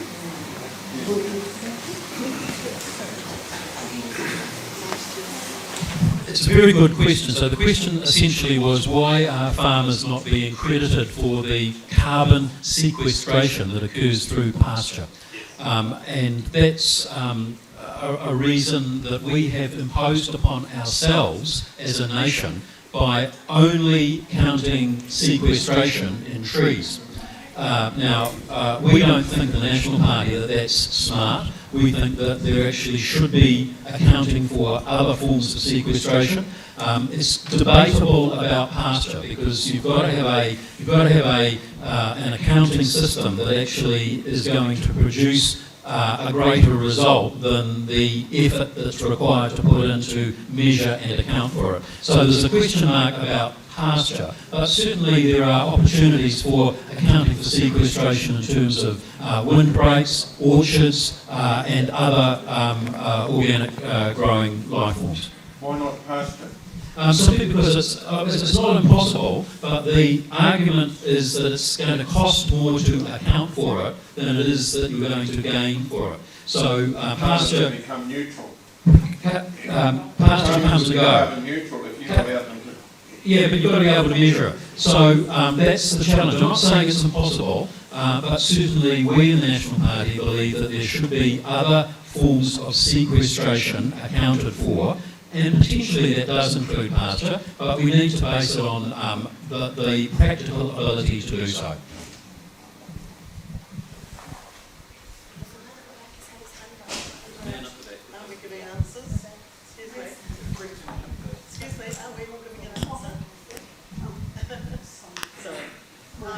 I just wanted to say that really what Scott said, I do support what Scott says. And all I can really add is that with some of this money that's going to come back from the emission trading scheme, Labor is going to be putting millions into an agri-research centre to actually research these sorts of things, such as what you're discussing, sir. Yeah. I'm not in central government yet, because you haven't voted me in. But I do understand from a practical standpoint where Mr. Simpson is coming from. It's very hard to measure every individual blade of grass and what it absorbs in carbon. To Beryl's point about an agri-research centre, we have hundreds of thousands of them. They're called farms. The people running them are called farmers. They know the land better than anyone in central government, and they should be the one advising central government, not the other way around. Thank you. That includes me. Sorry, I was just talking about scientists, not politicians, being in the research unit. I think I had a lovely conversation down there. So absolutely, wholeheartedly support what's been said. I also would just like to give a big shout out to wetlands. Wetlands are such a huge carbon sink, and we need to be restoring more. We need to be making sure we don't lose any, and they will be really helpful for everybody. And they're the biggest emitters of methane. Yep. Only if you faff about with them. Yeah, wetlands are very important. Well, they are. But yeah, obviously, there's an enormous amount of land on farmers' land and orchards' land that actually should be allowed to be sequestered. I mean, we've got 8 hectares at home, and you know we've got to pay extra money for our fertiliser and all sorts of stuff that we have to use to grow food that feeds everybody here. But we're not allowed to get any money back for all the good that we do around actually maintaining that land. Is not easy, and you know, I spend all my time doing it. I mean, I'm dressed pretty nice today, but normally I'm in gumboots, and I believe that we should be able to be repaid for that. Thank you. Thank you to all the parties for coming and asking, taking questions. I'm pastor of the local Omokoroa Community Church, which has a rich history in this area. I love how presidents in America, they get us asked the question, do you believe in God? Because it always shows whether it's just a humanistic kind of path that you want the nation to go on, or whether you want God's blessing. And with that goes, do you know much about the amazing Christian heritage that New Zealand has? And also the national anthem of New Zealand, God Defend New Zealand. Will in the future your party seek to change or remove the national anthem?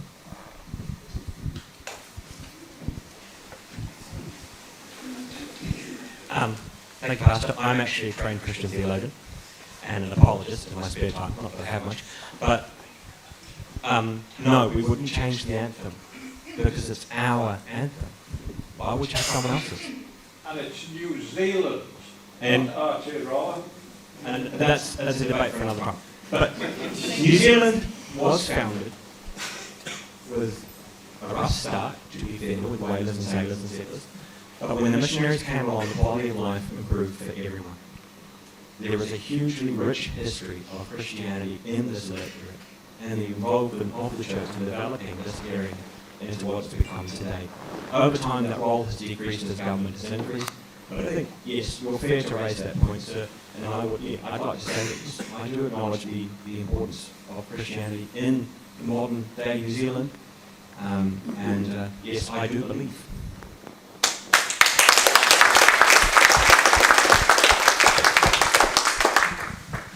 I would absolutely not change God Defend New Zealand in both forms, both in English and in Maori. I think both are very beautiful and really something for all our children to learn about and aspire to.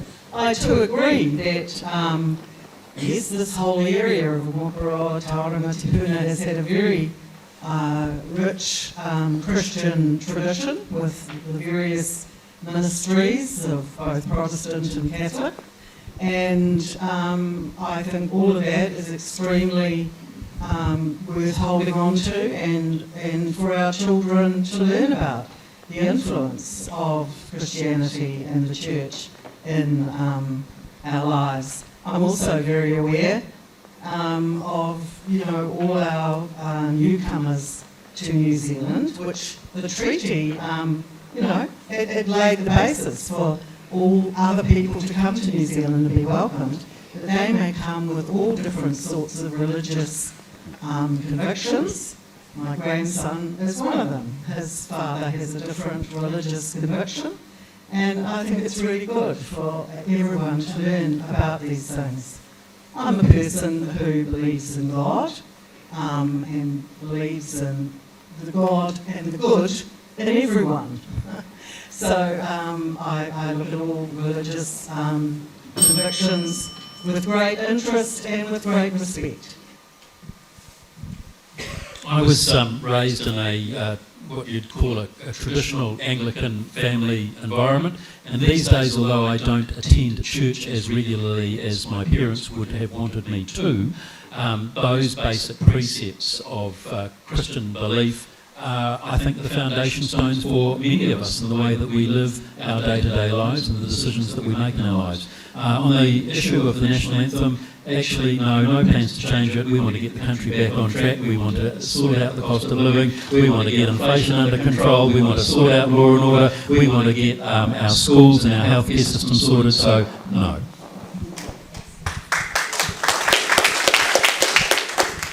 That was a rousing statement to the Church of National. I like that.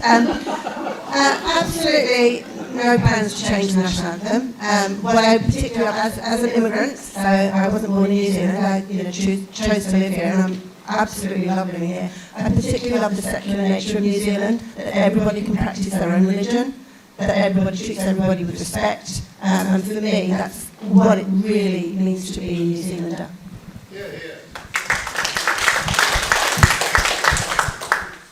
Well, I was raised by, I'm very lucky to have been raised by deeply Christian parents, and I am a Christian myself, although I don't go to church now. I've got a very personal relationship with my God, and I feel His presence in my life all the time.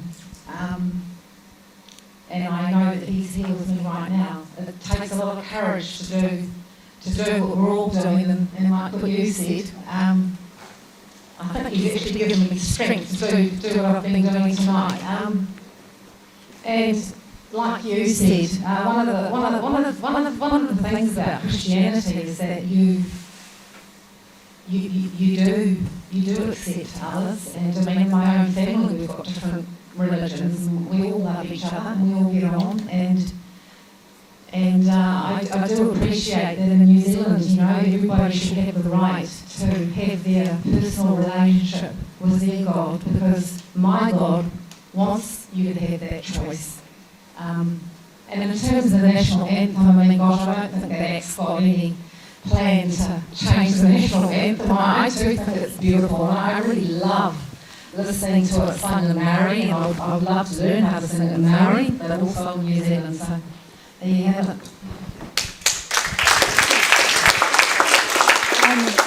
This will be the last question, and it's one that every political meeting in New Zealand is asked. Oh, sorry. One more question before my one. So I believe that we've got an epidemic in this country of vaping. We have, I think people will be surprised how many teenagers are using it, like a third to half of under 18s, easily, if not more. I'd like to see us adopt Australia's policy where you can only get it via prescription from your doctor, where at the moment we've got it in dairies, petrol stations, vape shop just opened up the road in Whakamarama.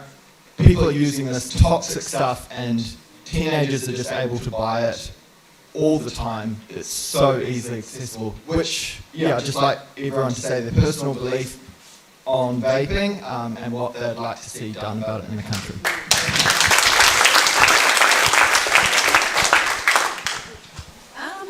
Good question. Look, I'm really concerned about vaping, especially when kids get involved in anything that, you know, that's not good for them, and adults. But, you know, I've got to say again, people have got to have a freedom of choice, and I really think that it's up to parents and us as a society to raise children to make wise choices. I don't think everything has to be the role of the government.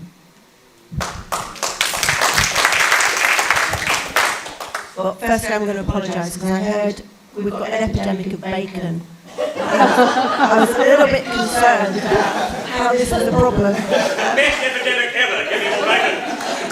But I absolutely, I have a huge concern about vaping and the proliferation of vape stores. And this just seems to be an unintended consequence of trying to get people off tobacco. I do think we need to have a lot more regulation. I do think we need to actually put some really strict guidelines about where vape shops should be, the age that you can enter a vape shop. I think there's absolutely much more that we should be doing on stopping the epidemic. But keep eating bacon. There are worse epidemics than bacon. One of the privileges that a Member of Parliament has is that you get to visit schools quite regularly. And in the Coromandel Electorate, the big electorate we have, there are 60 schools. Most of them are small rural primary schools, but we have a fair share of colleges and also area schools as well.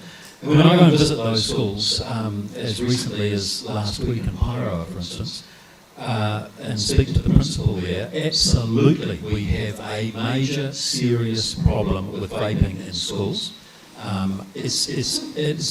Epidemic is probably the kindest thing you can say, but it's not just in schools, it's across the board. I'm not a medical person, I'm not a scientist, but I would like to think I'm smart enough to know that anything that you suck into your lungs of that sort cannot be good for you. It simply can't be. And when you see big tobacco companies behind the proliferation of commercial vape and vaping tools and kit and accoutrements, then I get very suspicious about the motivation. I'm deeply concerned about the toxic addiction factors of vaping. It seems to me, again, not as a scientist, but it seems to me that the materials that are included in vapes are more addictive than tobacco as we've noted in the past. So I'm watching very closely what happens in Australia, and I know that my colleague Dr. Shane Retty, our health spokesperson, is too.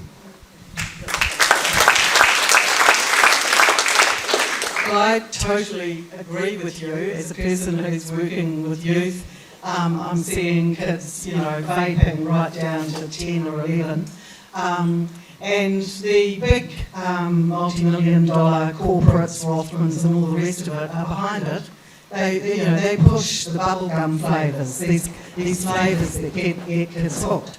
So you may or may not know that Labor has already introduced new legislation to radically cut the number of shops that can sell vaping and to get rid of all those child-oriented, child-targeted flavours like bubblegum and all the rest of it, and to just have the standard, few that adults can use legitimately. So I think there will be more legislation coming because this is like a whole new epidemic that is with us.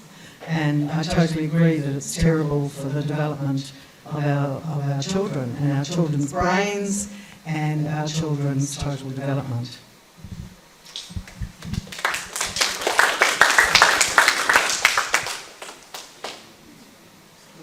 Surprisingly enough, when I studied the vaping legislation, it wasn't actually the tobacco corporations that mandated it.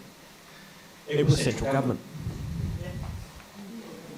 And the corporations respond to regulation.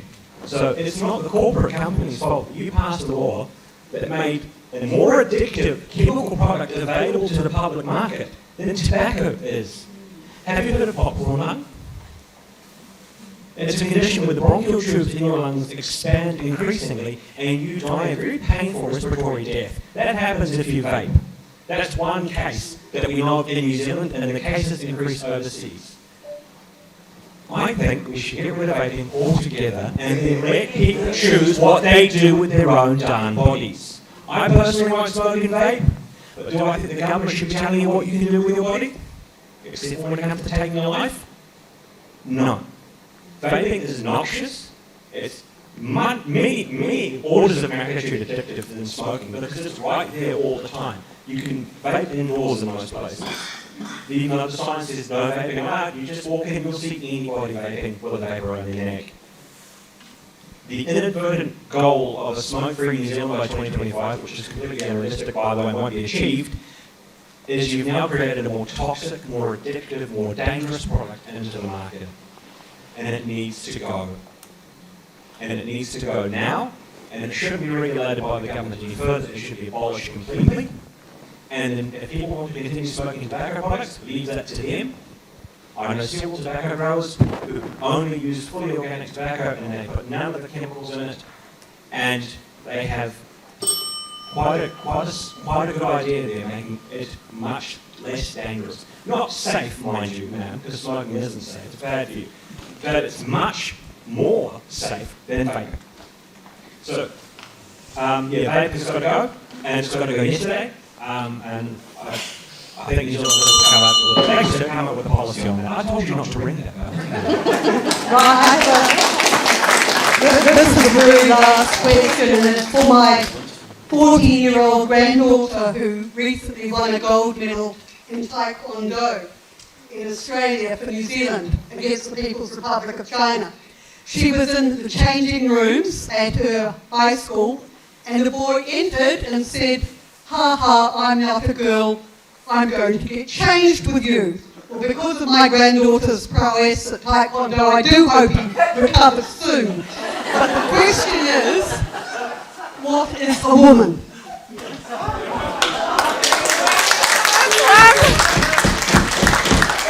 I'm a woman. My mum is a woman. But I will go further. I am deeply concerned about what's happening in this space. Women are the weaker sex, and being a woman is a sacred thing. I'm going through menopause right now. It's a real thing. Girls get periods.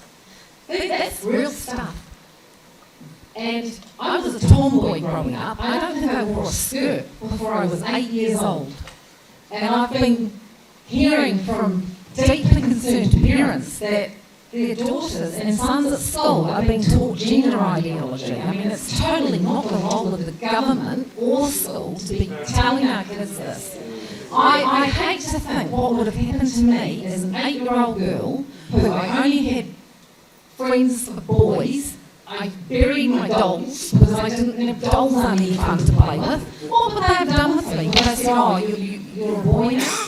I totally accept people who want to be transsexual. Absolutely fine. But you've got to be really careful about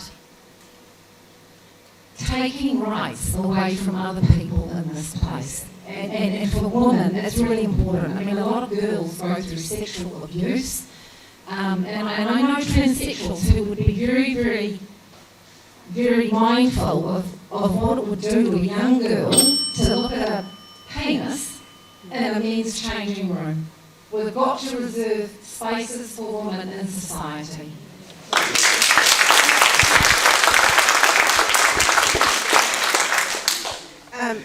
Wow, what a loaded topic. Good one to finish on. As you know, in the Green Party, we are very supportive of people's right to self-determine their identities. We talk about what is a woman. People identify as women. I think people who transition have obviously gone through a lot of heartache and self-searching. It's not an easy thing. People don't just wake up and think, oh, I'm in the girls' changing room and pretend I'm a woman. There's an overblown, women are assaulted by men, not by transsexuals. So I just think we need to just calm the farm on gender identity. Oh my God, that is hilarious. What do you think a transsexual is? It's a man pretending to be a woman. It is. There are two genders, male and female. Biology tells us there are two sexes, male and female. A woman has X and a man has XY, and if you claim any different, you deny scientific reality and the evidence of history. For hundreds of thousands of years, humans have separated themselves, male and female. You look at nature, male and female, with very few exceptions. And if you point to the exception, that's the apex fallacy. Men should not be in women's spaces, and New Zealand first will pass legislation to make it a crime for a man, even though he identifies as a woman, to be in a woman's space. It is sacrilegious to let a man who thinks he's a woman near young girls, and they shouldn't be allowed. End of story.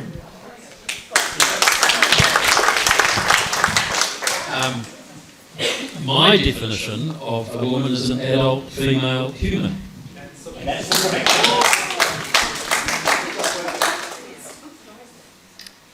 Yeah, well, my definition of a woman is an adult female human as well.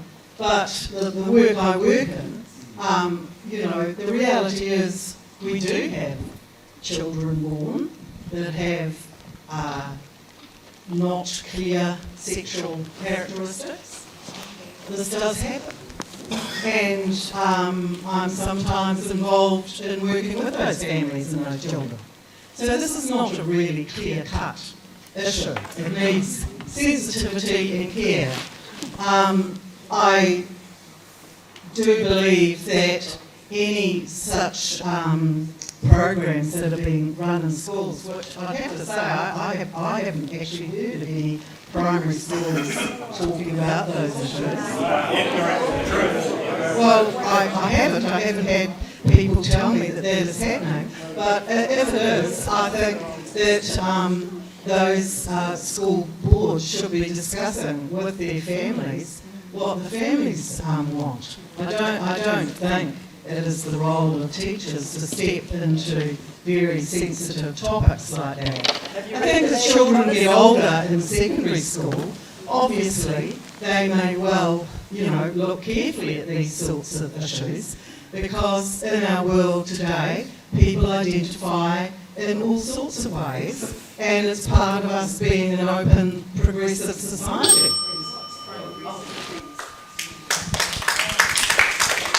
Right, well, we need to bring the formal part of the meeting to a close.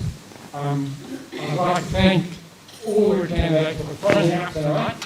You've been quite brave and you've had some challenging questions to answer, so if you could join with me in just thanking them for